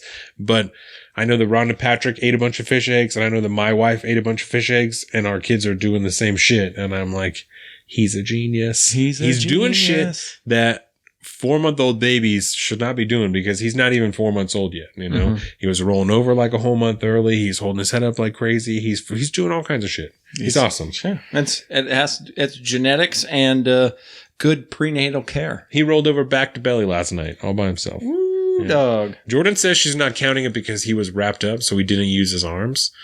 But I like a half point, you know. I'd give him 2 points. He doesn't have any leverage to roll. He's just like inner. His arms is what gets in the way. Like he gets to here and then he's like, that's it. That's all I got because his arm is in the way. So, but I don't know. So I'll give him a half point. But that's beside the point. There you go. Do you remember the point you were going to make about Alabama? No, I think it's probably more to do with the more fundamental debate around abortion. Yeah. So we'll save it for next time. We actually have the actual abortion kind of talk. Well, I don't think it's going to be a debate. I want to make sure. No, I don't think so. We're just kind of more interested in getting. I want to get more people's opinions, and I want to try and have this show. It's the everyday normal person's podcast. I want to try and have more regular people in here, just fucking people that we know or that we meet, you know, that we have come in here and do this. There's a dude at a weed store that I go to. I'm going to ask this motherfucker to be on the podcast because I think he's really interesting. He told me that him and his wife are having conversations all the time. Dude he works with there's having a conversation all the time. I've been hitting out business cards to him. Yeah, make sure he puts the podcast on the speakers in the store. I told you that I gave some business cards to the women who worked at the front desk of the sheriff's office. She seemed super interested, especially when I told her that it wasn't like we try not to lean either way. You know, it's like our whole idea is to just deliver the information and like you get our opinion because we're talking about it, but the idea is to deliver all of the information as the facts so you can do it yourself, you know. But obviously because it's 2.5 hours, the idea is to get a conversation about it, you know. She was like, oh yeah, I really like that. And I was like, so here you go. Tell your friends. Yep. So that's right. Tell your friends. And we also want to know what you guys want to know, you know, or we want to know what you guys have to say. So whatever you think about this, let us know. If you're interested in talking to us, if being on the podcast, let us know. Reach out to us. You know, if you're local, something in particular you want to discuss, let us know. We'll do the legwork and we'll have that conversation. Do that. That's what we do is we try to further conversation. That's part of bridging the gap between people and information. So why don't we talk about... Oh, I remembered. Yes. My Stefan Molyneux tweet. Oh, yes. So, if you guys don't know who Stefan Molyneux is, he's kind of more of a... I don't know. He's lumped in with the alt-right crowd. I'll say that. But I don't know if it's 100% a given, right? But for the most part, whether you like what he says or not, he tends to think through what he says, right? And I noticed the other day, he's trying to say, hey, this is what's really happening around this abortion debate, right? Yeah. He says, so this is what's really happening. 1, abortion restrictions make casual sex more risky. 2, this raises the value of monogamy. 3, monogamy raises the value of good women. 4, lazy women lose the value of providing casual sex. And 5, men have less access to casual sex. And he says it's all about cheap lace. And the immediate response I had was, if this is all about casual sex, you're completely negating the concept of birth control and condoms and all the other contraception of any kind. Yeah. You add an ounce of contraception to your statement and it completely tumbles. And I was just a quote unquote thinker with a pretty large following, regardless of who they are, is putting out something that is 110% completely disingenuous and full of shit. Because again, I don't think that abortion is most women's first line of defense against unwanted pregnancy. I think that most women who are going to have sex with people in any type of way that they're anticipating are probably using some form of contraception, and probably less men, but a lot of men are, you know, because I feel that it's probably safe to say a lot of men are a little less responsible or willing to be less responsible in that manner because they are generally less obligated to deal with said repercussions of what can happen, right? And I mean, and to assume that an abortion is a woman's first line against pregnancy is completely ignorant. Yeah. To even try to think. It just seems so ridiculous to assume that. Especially because the same place that you would go to legally obtain an abortion, they will give you free condoms there, and they'll talk to you about birth control, and you can probably get birth control there, you know? Yeah, because newsflash, Planned Parenthood is not an abortion clinic. No. Some Planned Parenthoods provide that as a service, but they are you can go there for prenatal women's care health and service. Exactly. And that's what their main goal is. And that's why when we talked earlier about the people that, say remove the funding from Planned Parenthood and stuff. Right. Do you realize what you're actually trying to do there? You're trying to remove a shit ton of health services for mostly underprivileged, low income people. There's a Dave Rubin episode that I listened to a few weeks ago that really irritated the fuck out of me and disappointed me and Dave Rubin, that I would like you to listen to. Who was he? Preparation. I do not remember her name, but she was a pro-life one, and that's what they talked about the whole time. And it was one of the worst interviews I've ever heard Dave Rubin do, and I was really disappointed. And so I'd like you to listen to it before next week so we can discuss it. I'm not gonna lie, I've fallen off the Rubin wagon lately. I don't listen to it much because there's a lot of other shit that I feel like I should be listening to, but and the hierarchy of what you have to get to. Every now and again, he'll have one that pops to the top of my list, but for the most part, he's getting kind of down there. But not to say that the quality overall isn't fantastic. No, it was just this one that because I've never walked away being like, wow, that was really a shit interview that he just did. But it was only that one Except that for the Blair White candidacy. Yeah, but that was by no fault of his own. But it was this interview that I really felt like he just did not do a good job at like holding this woman to her shit. So I'll have to go back and find out what episode it was, because it was a while ago. Speaking of podcasts, have you given a chance to the 538? No, I forgot all about that, but I'll subscribe to it right now. I've been very happy with what they've presented, man. I've heard some lefty stuff come out of there, and I've heard some very kind of anti-lefty stuff come out of there, and it really threw me for a loop. And they scored a lot of points with me when I heard that. Not that my opinion matters to them, because I'm only one person. Yeah. For now. I can be multiple people. For now. That's right. Let's see. James O'Keefe. Oh, God, he had James O'Keefe on. Rob Smith. Mike Cernovich. Society. Nicholas. Lauren Chen. I don't remember whether or not I said this already. Ali Stuckey. Ali Stuckey. Was that the one? I don't know. I have to go back and see if I... Because I just have to go back and see which one says played next to it. Because I remember Ali Stuckey's episode was a rather pro-life interview, and it was extremely underwhelming. Yeah, and that may have been it. But we can find it. Was Lila Rose. Oh, Lila Rose. Oh, yeah, I haven't heard that one. Yeah, it was bad. I just really felt like I said, he did not do a good job at just keeping her honest. Ooh. So why don't we talk about trade in China next week? In the interest of time, we can talk Trump immigration, so that we can try and talk a little bit of Game of Thrones, and then I have a sports story I want to hit with you, because I think that it plays into geopolitics, and then we can get the fuck out of here. Wordism. So it was earlier this week, or it was like Thursday or Wednesday, that President Trump held a press conference in the Rose Garden to announce a new immigration plan that he was going to implement. Can I just say that I think the history of the Trump press conferences in the Rose Garden have not generally been his strongest speeches and his strongest releases. He tends to go off the deep end. It's bad. It's really bad. He should just abstain from the Rose Garden, because that's when the shit really hits the fan. So go over the gist of what he said, and then we'll talk about some specific things that I wrote down that I was like, what the fuck? Okay.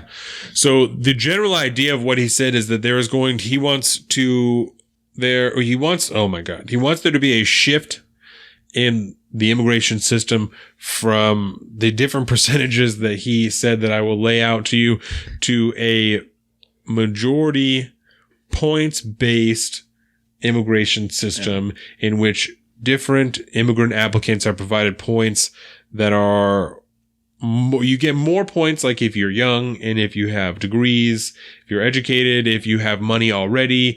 I believe if you speak English already, you get more points. But then if you come here, you're also going to be required to speak English. It's going to be a civics exam that will have, because I guarantee if you give America a civics exam, half of them will not pass. Oh yeah. Half of America does not pass a high school civics exam on how the government works. I have assisted multiple people in studying for the United States citizenship exam, which is a 100-question test. And that, from what I hear, is difficult as fuck. It's if you do, I cemented a lot of my basic civic information and knowledge from being a tutor. I mean, what do they say? The best way to learn is to teach, right? Yeah. And that literally, I mean, it's very, very true. You learn that in the military, and it's when it comes to some of that base civic stuff about like, what are the things that you should know as a citizen of the United States? I would probably venture guess that at least 50% of Americans would fail the shit out of that test. Yeah. And I'm talking like, if we'll give you a 60%, they still wouldn't pass. Maybe even a 50% passing. You know, if 50% was a D minus, I don't know if you can get half the country to pass that. I wonder if we can find it online. Because I'd like to know if I can pass it. Oh, I'm pretty sure I don't know if I still have it. My mother-in-law might. I'm going to look for it because I want to know if I can pass it. And if I can, I'm going to study because I should know all that shit. Oh, yeah. No, it's a good one, man. It's a good one. A lot of it has to do with branches of government and what their powers are. And it asks you contemporary questions about who this person is, who that person is. I mean, you might have to be able to name the Speaker of the House. The current Speaker of the House, because I mean, when you think about it, where is the Speaker of the House in the ascension of the president? Trace 3. That means if the worst were to happen and Trump and Pence disappeared off the face of the planet, Nancy Pelosi would be president of the United States. President Pelosi. Oh, don't say that. Yeah. Anyways, like that? But yeah, so his argument is essentially shifting. Merit-based. Yeah, it's a merit-based point system. And like you said, upon entry in the United States, he would like people to speak English and pass a basic civics exam, which my only response to that was, that is currently what you have to do to gain citizenship. Because when you take your exam and you go in for the interview and they ask you questions, like, you have to respond in English. Yeah. And that's the way it is. And you don't have to do it in good English. You can do just enough to be able to communicate, right? And when you're walking around in your everyday life, you're not required to use English. No. As much as it may frustrate the citizens who were born in America and speak English every day, you're not required to do that. And it's not your concern whether or not they're frustrated by the language that you choose to speak in America, because you're a fucking grown-ass adult and can do whatever you want. Do I think that it's frustrating sometimes? Sure as fuck, because sometimes motherfuckers are talking about you because they're standing there looking at you talking shit. And you're like, well, you're an asshole. But that doesn't, it just makes them an asshole. That and doesn't really if you're around that environment enough, maybe you should learn that. I mean, especially in this area, and maybe you haven't experienced this, but like even just in the grocery store, there's some people that you don't know, but you've come across them in the grocery store that. In my line of work, I run into crews all the time that do not speak a word of English. Yeah. And that's not an uncommon thing. And I am lucky enough that I definitely haven't done as much as I should, but I understand most Spanish. And I can at least be able to communicate with somebody if we're having a conversation. I'm definitely not fluent, but I can communicate enough to get the job done. But if you don't have that, you're just at a loss. Yeah. And then you're going to project your insufficiencies in the language department on someone else because they obviously are speaking whatever language they want. And fucking newsflash, if you're a legal resident or a citizen of the United States, you have the right to speak whatever fucking language you want to, and nobody can say dick about it. And I'm sorry. I thought this was America. I thought this was a free country. But I'm not saying you should project that frustration on those people. Definitely not. But I'm saying it's reasonable. It can be. It's reasonable to, in a social situation, feel as though a group of people you don't know are talking shit about you in a different language. Yes. And to be like, what the fuck? You know? Like, that sucks. Like, it's, you know, it's not going to ruin your day, and you're, I don't know, a normal person, a reasonable person is not going to want to do harm to those people. But it can be frustrating, you know? And when you're trying to communicate with somebody that chooses not to speak English or speaks poor English, that can be frustrating, you know? Yep. But it's... And in that case, I mean, understanding where you're at. Right. And if you are in a population that in no way, shape, or form is expected to speak any other language than English, like, as somebody that lives there, you should probably do your part to try to understand them, and they should, we should all be a good community, and people that interact with you on an everyday basis, if you don't speak English, should try to learn to communicate with you. It's all this good neighborly society type of stuff. If you live in Koreatown, you should learn a little bit of Korean. Yes, you know? Definitely. It would behoove you to speak or at least understand a little bit of Korean, like our good buddy Offie over here with Spanish. You know, Boomskis. You know. So when I listened to the address this morning, there was a couple of things that stood out to me. Right, some notes that I took here. He said that they want to, and this is a quote: invest in technology so we can scan 100% of vehicles at the border. Yes. Right. Two things that stuck out to me about that. Mm-hmm. That would take an insanely long fucking time to scan 100% of the vehicles at the border. But I guess his intent is also to make it effective, you know?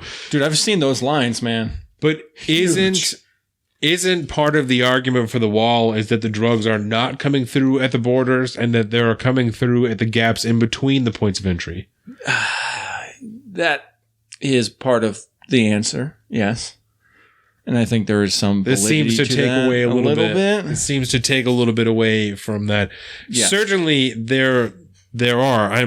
What I'm saying is that President Trump's argument for the border wall has been drugs are not coming through at the points of entry. They're coming through at the spaces in between the points of entry. Which we know is there is a small percentage that does, but the vast majority of it does come through ports of entry. Right. And that was something that he kind of got called out on back during the last kind of immigration bill talk. And so I'm not saying that this is displaced because if you can do that in an effective way, that's great. I'm not saying that that's a bad thing. Let's just not have the TSA run that. That would be a shit show. But it takes away from the argument of for the border wall, you know? So it's interesting that the two things are happening at the same time. Mm-hmm. You know, that he's still pursuing the border wall and is looking for more money actively for the border wall, but is still like, but to keep all this drugs and shit out, we got to make sure these point entries are locked up because all the drugs and shit that's coming through the point entries. Slight shift of narrative there. Right. Huh? But don't forget about that wall because all the shit that doesn't come in through the points entries, you know? Yeah. So, I don't know. I would venture guess that like human smuggling probably takes place more on those, you know, non-ports of entry. And I think it would just be an easier argument to just say that you're trying to revitalize the whole thing as opposed to purposefully neglecting one by saying that that's not where it's happening yet. We need to focus on this. And then go in and say, well, now we need to focus on this. Yeah, it should be a bullet point within the greater topic, not a separate issue. And it would have been easier and more broadly accepted had it been presented that way, that, look, we're trying to do the whole thing. You know, we're trying to like revitalize all this fence and shit and also make sure that the points of entries are good so everything is safe over here because that's what the real deal is, you know? That's an easier sell to everybody. Border security is an easier sell than a fucking wall. Yeah. You know? But that's not the gal that brought him to the presidency. And so he's riding on that wall until he dies. Yeah, but now 2020 is coming up and he's safe. He's fucking safe, man. Are you kidding me? I know. I don't mean within his own party. I mean in the presidency itself, you know? Yeah, which, I mean, I don't... Yeah, we'd save 2020 future talk for later, but... Yes. He also said that they're going to set up a border security trust fund that's funded by the fees at the border. And I assume that the fees at the border, does that mean the tariffs? I mean, I don't know. Because it doesn't cost money to go across the border, right? I don't know, to be honest.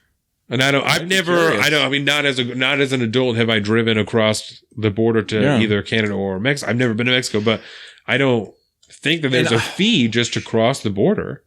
I don't feel like there would be. That would be crazy. Yeah. To come back into America, I live here. Let me see here. And this kind of bums me out because I've traveled abroad more than a few times. And I'm trying to think if I went into a port of entry in another country, if I ever got charged to do that. And I do not believe so. MasterCard, cross-border fee. Well, yeah, that's a different thing. That's like you pay for a fee on your MasterCard for using it. Maybe that's something that he wants to add. I don't know. Because he didn't elaborate on that. That's just what he said. It'll be paid for by the fees at the border. And that I don't know he just what that drops means. shit like that all the time. That's like, I don't know what that means, So the only thing I could assume is tariffs, because when I was looking at this website about like China and trade and stuff, the document, which is a great website that I'll send to you, the documents that they used to illustrate that the tariffs had been implemented was a Border Patrol document. And so that's where the tariffs are implemented at the border, where things are shipped in, because that's so that's the only thing I could assume is that it would be funded through tariffs, which would just be like I said, a border security trust fund. So they always have money all the time. I got an NPR article here that says, this is from August 20th, 2015. So new rules go into effect at busy U.S.-Mexico border crossing. So this is back in 2015. So let's just remember that as we go forward. But as of Wednesday, whenever they put this out years ago, foreign pedestrians crossing into Mexico between San Diego and Tijuana are required to present a passport, fill out paperwork, and if they are staying for longer than one week, pay a 330 peso fee, which is about $20. And so really. So and I wonder. I mean, that seems very specific to that crossing, right? I wonder if there are other fees similar to that at other border crossings. I wouldn't be surprised. At other points of entry. That's very interesting. I want to look into that because that is, seems strange. Yeah, especially if that's a government entity. If that was a free market private business, I would understand that because you're having to pay for all the employees there. But if this is a government run and government funded situation, then you're assuming that it's paid through taxes. Right. But the government's going to do what they can to get their nut. I wouldn't be surprised. So the president on the list. Yeah. The president also spoke a lot, obviously, about human trafficking and in children in particular. But he did not mention DACA or the Dreamers at all. Right. I am hard-pressed to believe that he is going to get anything passed without dealing with the Dreamers at all if he's going to try and deal with immigration, because that's been the Democratic argument the whole time. Yeah. He then addressed that later, right?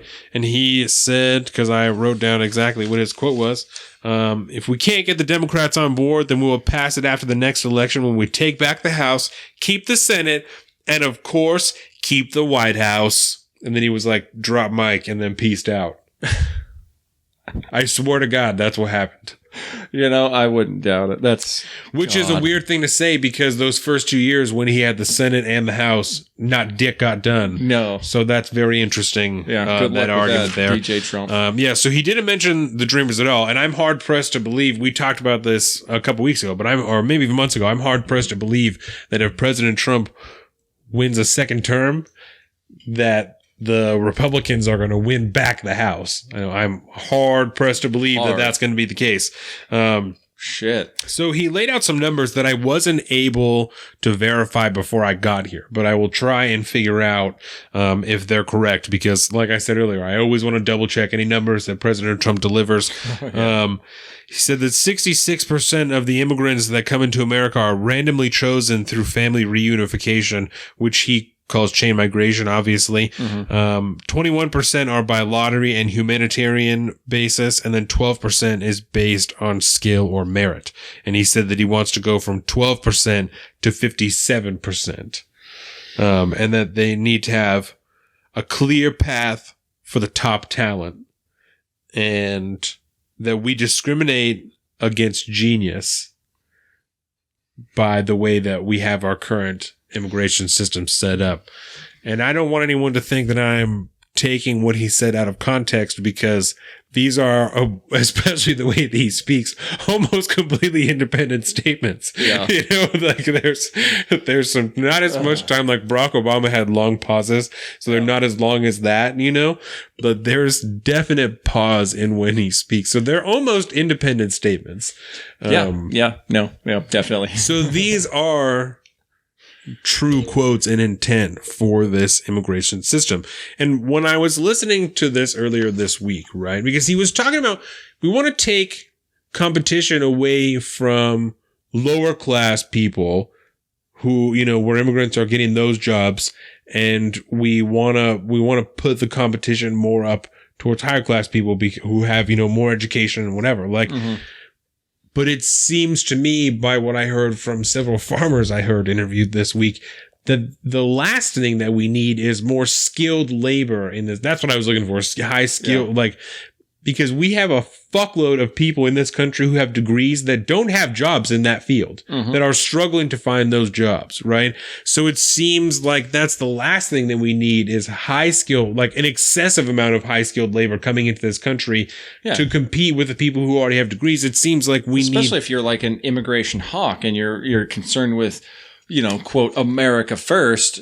Right. How are you doing anything but a detriment to those specific people at the upper echelons who are going to 8 years of college and then trying to find a job in an already extremely competitive market by now? Right. And I mean, I get it. You shouldn't, if somebody wants to come into the country, let them come to the country and we'll figure out, it's up to them to do what they want to do and get themselves in a position where they want to get. But when we, you know, Trump likes to talk about job numbers all the time. Right. And that unemployment rate, which is at, I mean, record lows. Right. If I understand this correctly, the majority of those unfilled jobs are like certain unskilled labor positions that people just don't want to do. Well, and it seems like, especially at a time where the trade war and tariffs are harming farmers more than anybody else, right? Because last year when they passed the Farm Bill, that didn't even cover, from what I understand, the losses that the farmers experienced because of the tariffs, right? Yeah, all of separate issue. Right. And so it seems like in a time where that's going on, well, there's a serious argument that unskilled labor at a low cost is what and people being able to come here to work at a low cost and then be able to go back when the season is over. That's what we need right now, for farmers to be able to get things done at a low cost, to lower their cost, to try and lower their bottom line, to try and actually make money at a time where they're being harmed by the policies that are being set up by the executive. Oh, yeah. You know? And the entire agricultural industry is so, what's the word I'm looking for? Regulated and regimented by the federal government that, I mean, there's cases where farmers growing, say, wheat will have hundreds of thousands of bushels of wheat that never makes it to market because the federal government says that's too much. You're gonna implement a surplus into the market, and then you're going to cause economic havoc. It's going to throw the whole system off, and so that's right. We're going to give you a subsidy for that, so that you don't actually have to sell that and throw off the entire economy. Right, but that wasn't even enough last. It was billions of dollars last year, and that wasn't enough to subsidize. So they're going to have to provide even further subsidies to those farmers, more money from the government to subsidize the farmers because of the tariffs that the president is laying out. Yeah, and I think that'll come up more in our trade talk, our trade war talk next week. And it doesn't help them. I think I wrote this particular thing down when we talked about Kirstjen Nielsen, but there seems to be a huge divide among the executive administration about what to do with administration or with immigration. You know, there's the president who, I don't want to say hard line because he's not at a point of close the borders. He said that he doesn't want to lower the amount of immigrants coming into America. He just wants to change the criteria that's coming in. Right. Yeah. And I think it is important to note that his plan, if you want to call it that, calls for keeping the current number of immigrants static. So it will not change. It's just the percentages on those different categories you laid out would change. He called it something because he said they want to change the green card to a visa. That's the Build America visa. That's what it's going to be called. So you don't get a green card anymore. It's going to be a Build America visa that you get to come here and then on a pathway to citizenship in 5 years. That essentially does the same exact thing as a green card? Yes, but it's so he's just called got something different. He's just got to throw his brand on it. Yes. Much like the fucking USMCA. Yep. Exactly. Wow. Exactly. Imagine that. Trump wants to throw his brand on it. So, like I said, there seems to be a divide in between the president, who, like I said, is not hardline because he still wants people to come here. He just wants to change the criteria, but it's definitely more conservative in the aspects of immigration, but is not to the point. You have other people like Kirstjen Nielsen, like other people in his administration that were curbing his aggressive acts. Yeah, at the border. Yeah. We're curbing him. So there's a divide there on exactly what needs to be done. And he doesn't even know really, because he talked to Lindsey Graham face to face there. He's like, you do whatever you need to do with this to, it's not exactly what he said. I'm not trying to misquote him. I'm paraphrasing. He said, do what you need to do to get this done. But that's when he said, but if you can't get it done, if the Democrats won't work with us, that's when he said all that shit about, and of course the White House. Like, so peace. Right. So I'm gonna have to watch that just for that. It was good. So on a purely political stance right here, when we're talking governmental basic civics and how it's supposed to work, I understand the congressional party with that has a majority. So in this case, in the Senate, the Republicans, right, working with the president to make sure that whatever bill that you're going to create will not be vetoed immediately, right? Right. But other than that, the president should not be dictating to Congress policy to make. No. It should come from the Congress to the executive branch. And the whole goal is to hammer it out in Congress, who passes the fucking law, who makes the law and then gives it to the executive to sign off or veto. Mm-hmm. You shouldn't be waiting for your marching orders from the top down and then kind of bring that through Congress. But due to the nature of the way we've kind of gone to this more monarchical executive, outlook, it feels, at least during this Trump presidency, and I say, given the entire fact that the DACA recipients are in question, you can also nail that down to the Obama era as well. And I'm sure it goes all the way back. Executive power is one of our little pet peeves. Right. But it kills me that this is allowed to continue to go on. And why is the Congress not doing their fucking job and creating legislation? We know there's a problem with DACA because it is technically unconstitutional for the president to just say, hey, you're all whatever. This is an executive order that supersedes Congress. If you don't like it, Congress, do your goddamn job and pass that into law. Make that a law. The Democrats have a pretty powerful majority in the House. They can pass it through the House, no fucking problem. Because there's a lot of Republicans you can probably get on board. Even if people vote down party lines, you're still going to get that passed. And then you can at least say that you have done your job, you've done your due diligence, and put forth a bill to the president's desk, and he vetoed it. Now he's the problem. And you can point directly to him and say, he is the problem here. We're doing our part.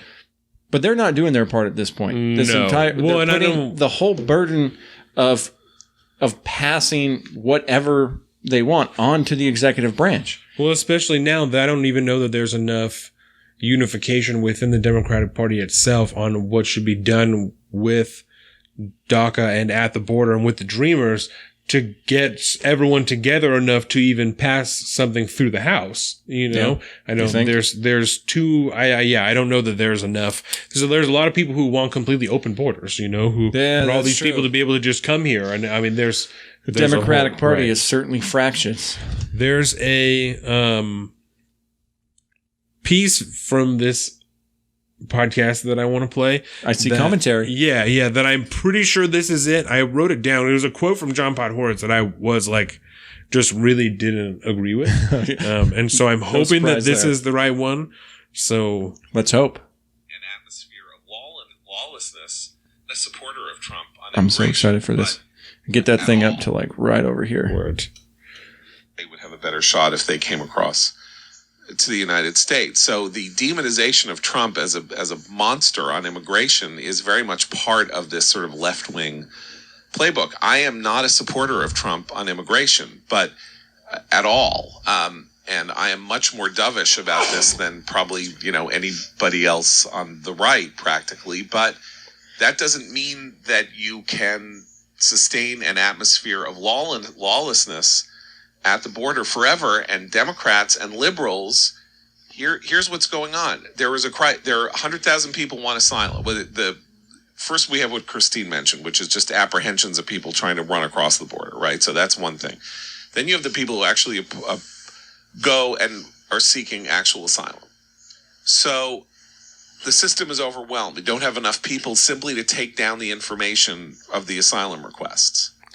And so my point really was when he's talking about the demonization of Trump on immigration being part of the left-wing playbook, and that, this doesn't mean that you can have lawlessness. Like, there's that part that I was talking about of the Democratic Party that wants open borders is very small. Very small. Very, very small. They're a very loud, vocal minority. To paint the entirety of anybody, of all liberals and all progressives, as people who want lawlessness at the border, I think is more disingenuous than normal coming from the Commentary Podcast, because John Podhoretz is not unknown to make sort of sweeping statements, not totally fucking broad, but just kind of general statements that I'm like, well, that's not necessarily true. But this one I feel is a little more than, because I think than average. If I'm remembering right, that conversation they're having is hearkening back to the vast lack of immigration judges on the border, which is causing these immigration asylum cases to be put on the back burner for years and years and years and years. Yeah.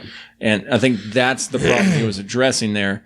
But again, a blanket statement like that is about lawlessness on the border is kind of a step too far. Because no one of any party wants just shit going on at the border, just fucking people throwing rocks and unrest at the border. No one wants that. Like, that's not the case that anybody is trying to make, But there's a difference. There is a middle ground between unrest at the border and people in fucking cages in Walmarts and shit, Like, there's a difference there. There's a middle ground between those two. It doesn't need to be one or the other. Yeah, and I don't think that it's correct to I don't think it's right to paint it that way. You know? And I mean, I think in proper context, you could probably get to the bottom line of what he's trying to say. And I wish I hadn't waited so long, because I wrote this down a long time ago. So I wish that I hadn't waited so... I recognize the Washington paper. Yeah, so I wish like this was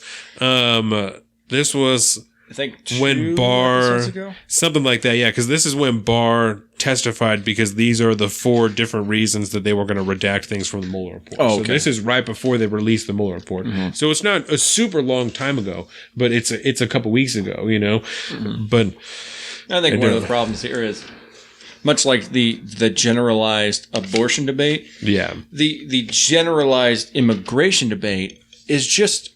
You can't have a, quote, immigration debate. There are a bunch of different debates that need to be had before you can get to, the immigration label is so broad. Right. And it encompasses so many different different avenues that need to be figured out, that by just labeling immigration and having that conversation in broad can lead to some pretty disingenuous talk, because unless you get specifically down to the certain problem that you're trying to tackle and make that extremely clear, you can come off as sounding like you're just generalizing immigration and trying to make it more simple than it is. Right. Definitely not trying to say that that's exactly where he's at in this specific conversation. I'd have to go back and listen to the whole thing, but he does have that tendency. He's a rather long-winded individual. Yeah. And he can kind of get a little squirrely on some of the roads he goes down.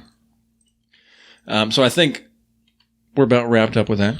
Yes. So I think it's Game of Thrones time. Yes, sir. So first off, I've been hearing a lot of hate lately about the last episode of Game of Thrones? Spoilers, just so everybody knows. Spoilers. Yes. So Carolina was obviously correct in what she said last week that Daenerys went the fuck off, right? And I was truly surprised. Yeah, because it didn't make any logical sense. No. But she was obviously like not sleeping, and was losing it. Yeah. But I thought that the complete destruction of like at least half the city was really pretty fucking wild. Yeah.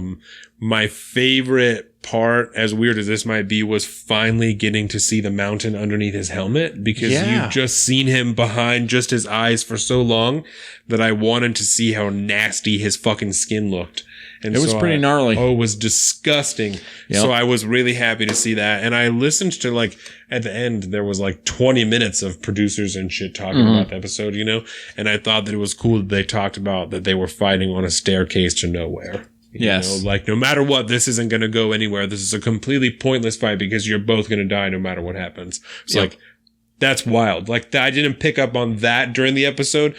Obviously knew that they were going to die in fire somehow because the Hound has to die in fire. Like he has to, but I thought the staircase to nowhere was like a really cool, was that a metaphor? Yeah.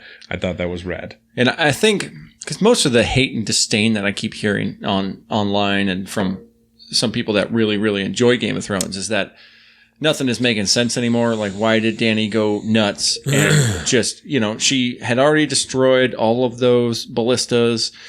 She has no real survival concerns anymore at this point. I think. And then she just snaps and is like, all right, I'm just going to nuke the city before I go nuke the Red Keep. I think that because there has been so much dishonesty within her own party, right? I know that's not what she calls it, but to put it in modern terms, like among Tyrion and Varys, who got slain was by dragon. Oh yeah, Dracarys. Right. There's so much dishonesty. I don't think that she feels that she could trust anybody in that city to stay loyal to her. So she's just wiping the slate clean. Right, which obviously does not justify the genocide of those people because that's what that is. But I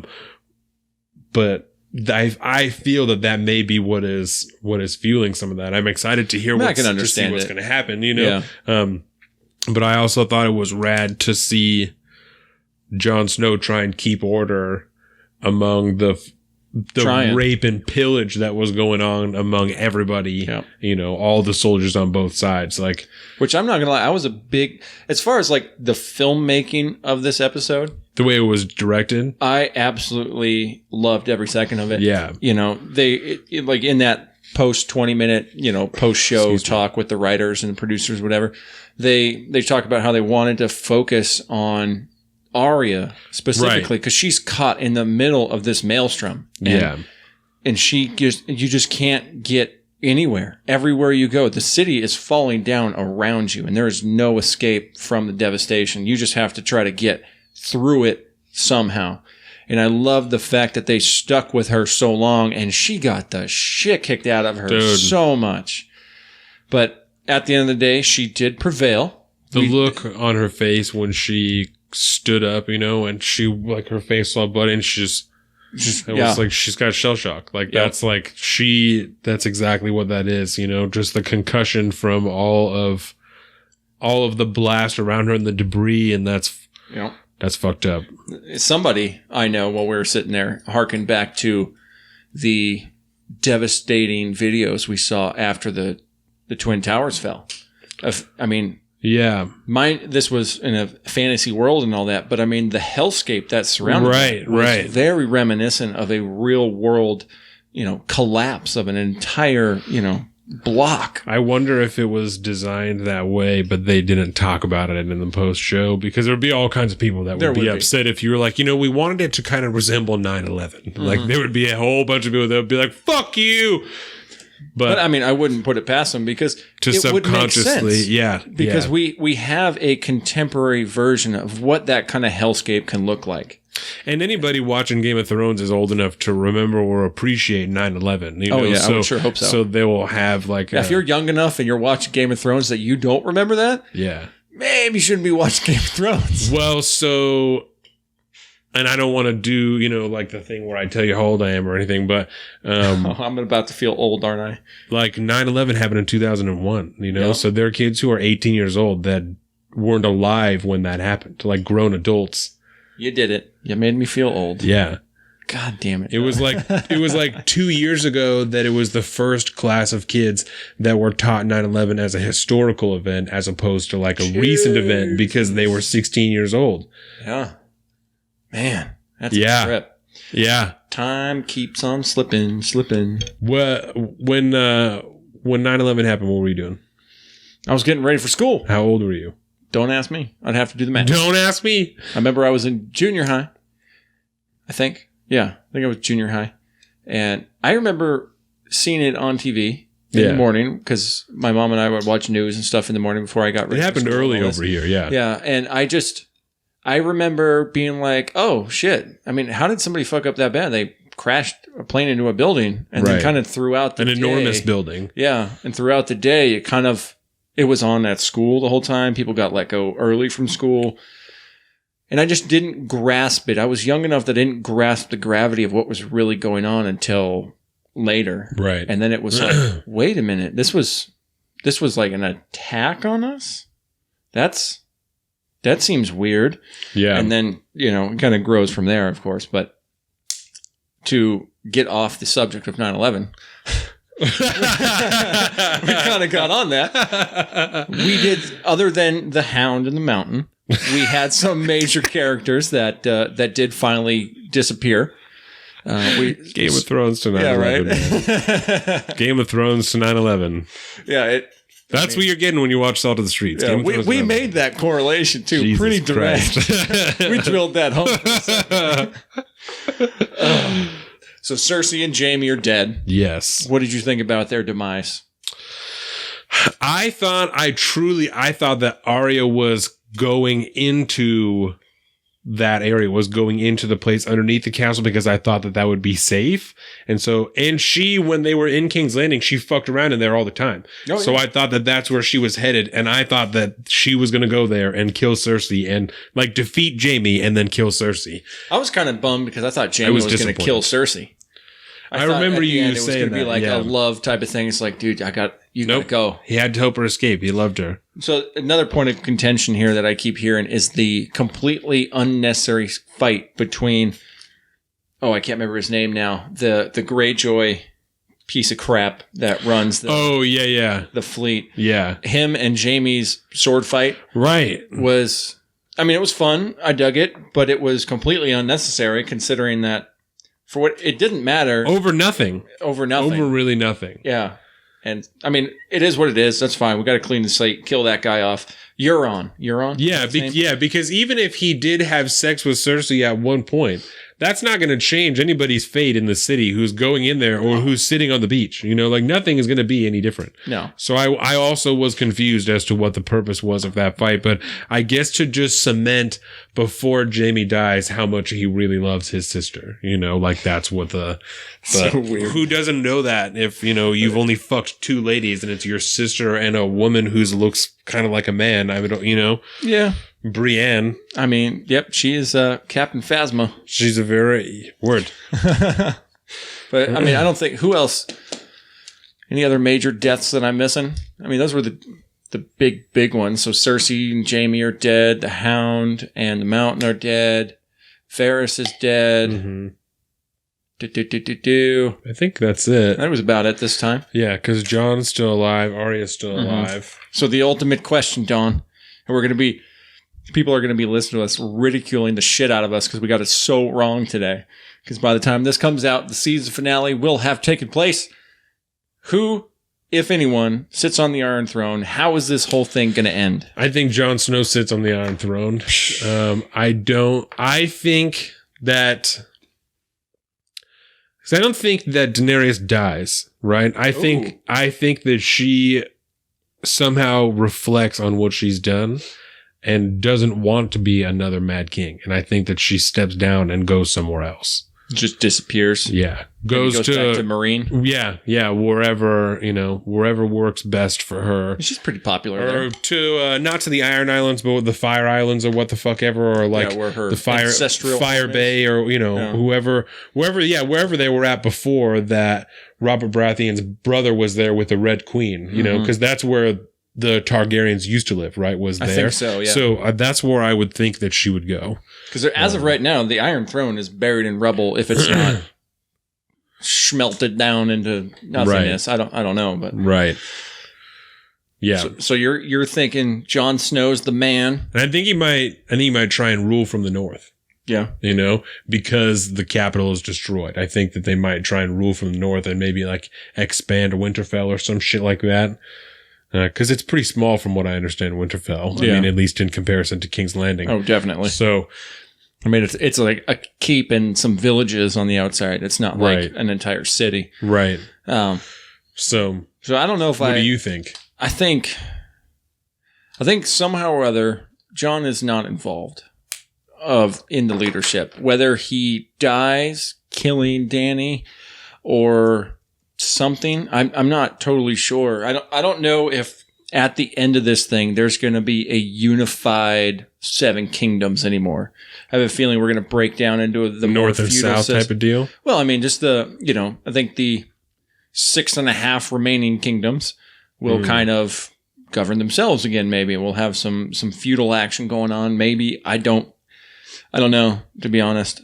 But I don't think Jon sits in any form of, true position of power. I wouldn't be surprised if he dies, especially knowing that, looking at, what was that guy's name? The badass, like, warrior of the Lord of Light that died in the big battle. With the fire sword. Yeah. I have a feeling that much like Jon was brought back to life by the Lord of Light to help devastate the White Walkers, and I think he's fulfilled his purpose. And if he dies again, he'll die for real this time. Yeah. And so I see Sansa sitting on the throne in Winterfell, holding on to that. And my big question is, what the hell are they going to do with Bran? Bran, he hasn't had a real storyline this entire time.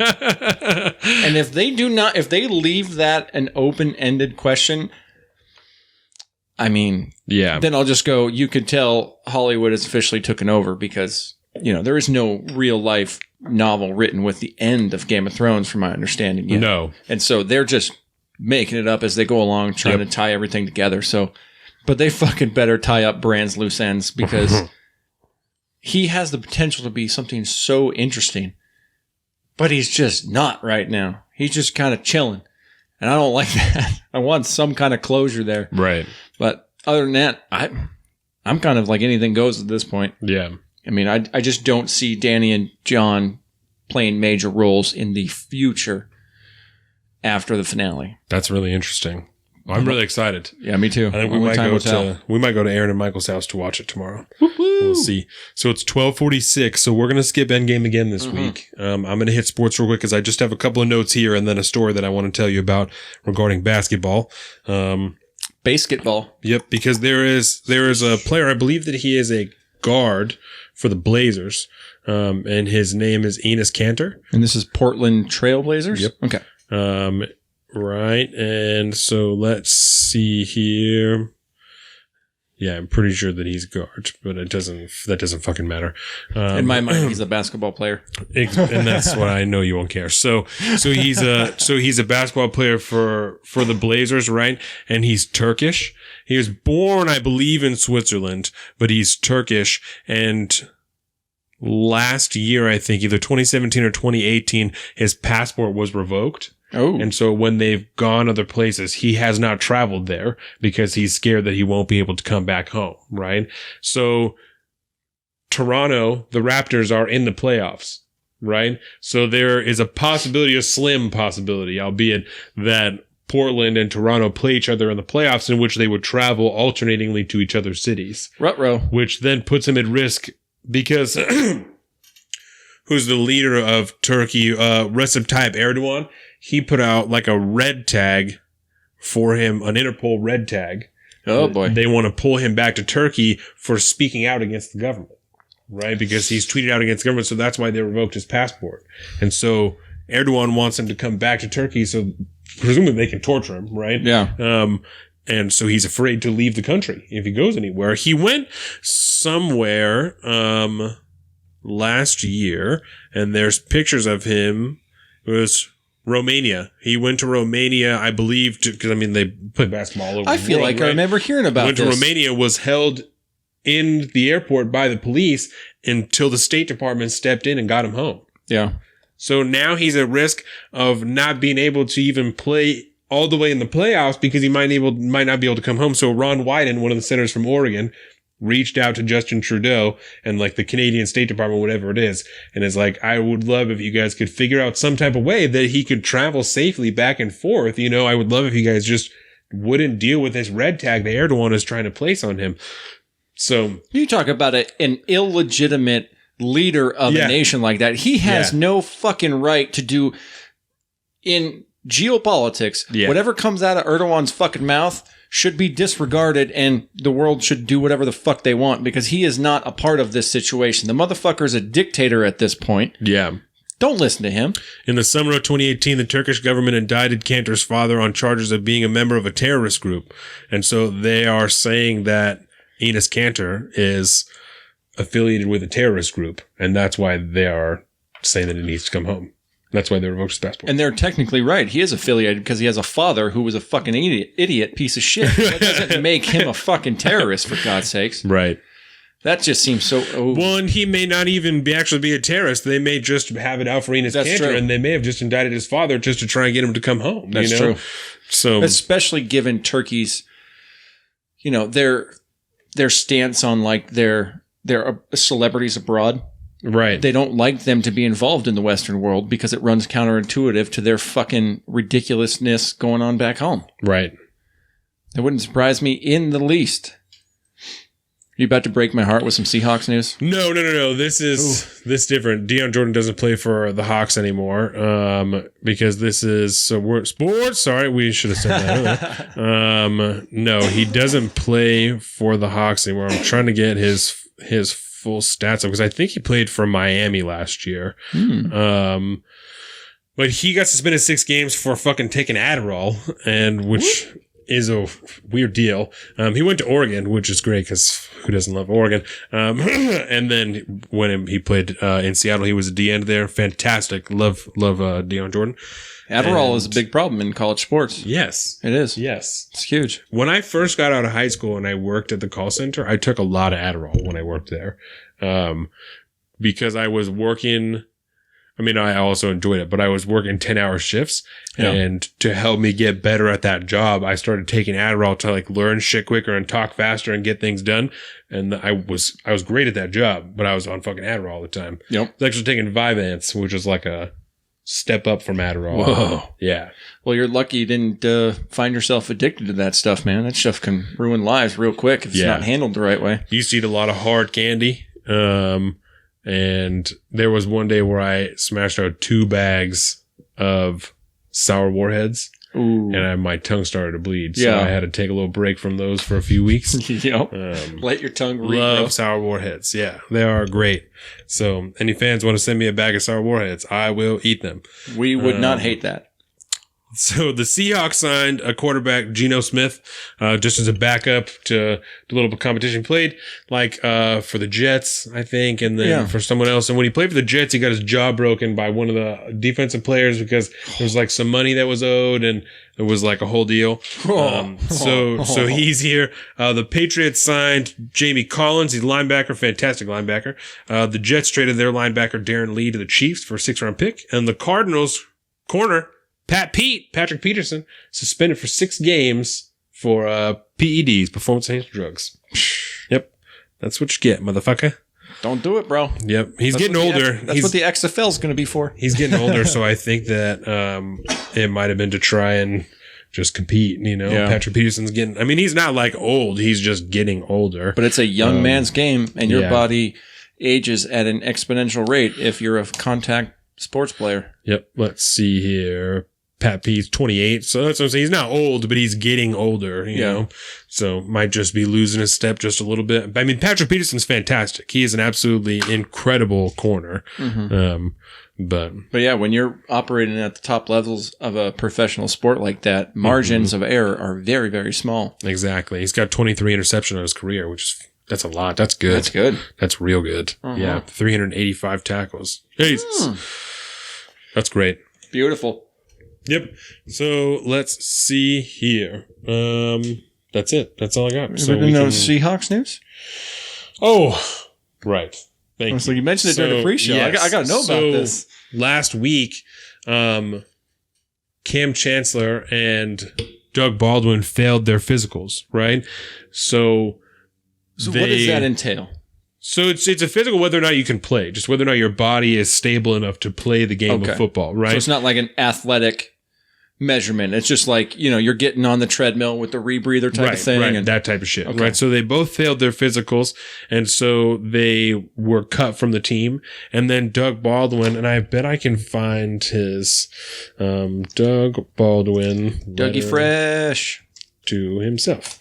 Because he wrote this like really nice letter to himself that people talked a bunch of shit about, and because they said that he didn't like thank the right people, and that he should have thanked Russell Wilson and Pete Carroll and all this shit. And I thought it was nonsense because it's his fucking career. It's not about anybody else. It doesn't matter if Russell Wilson was the quarterback that got him to the Super Bowl or that Pete Carroll was the coach of the Super Bowl team. It doesn't matter. If he had a favorite coach that he bonded with and a quarterback that he bonded with, then why the fuck does it matter? Yeah. It's a retirement statement about his career. Yeah. Not about his involvement with the team or what he fucking loves or anybody like that. It's not a slight to anybody that he didn't mention them. No. So he didn't take time to mention every single member of every team he's ever fucking played on. Yeah, why would you have to? I thought it was bullshit that anybody was talking about the people he didn't mention in his fucking. It's like a series of tweets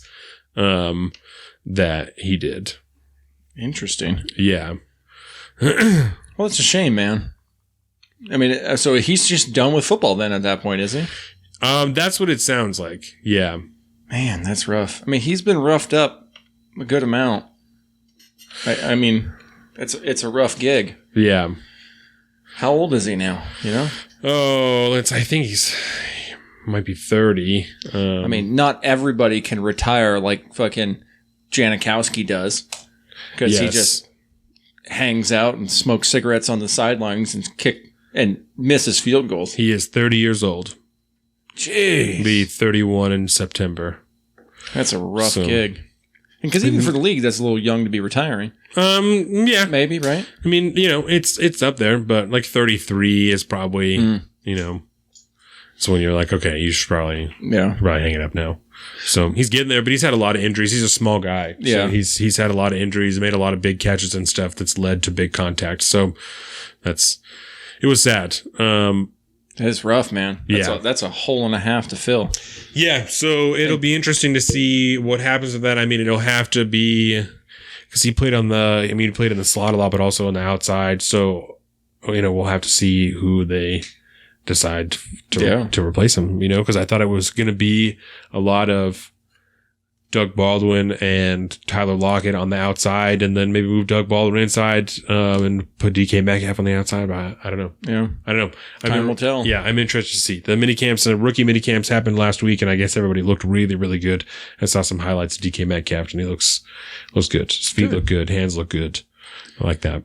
Well, bon voyage, Dougie Fresh. You've served the Seahawks very, very well. He was great. He's an amazing player. Fantastic. And he deserved nothing but the best, man. I'm hoping that he is still healthy enough to live a long, happy life. Absolutely.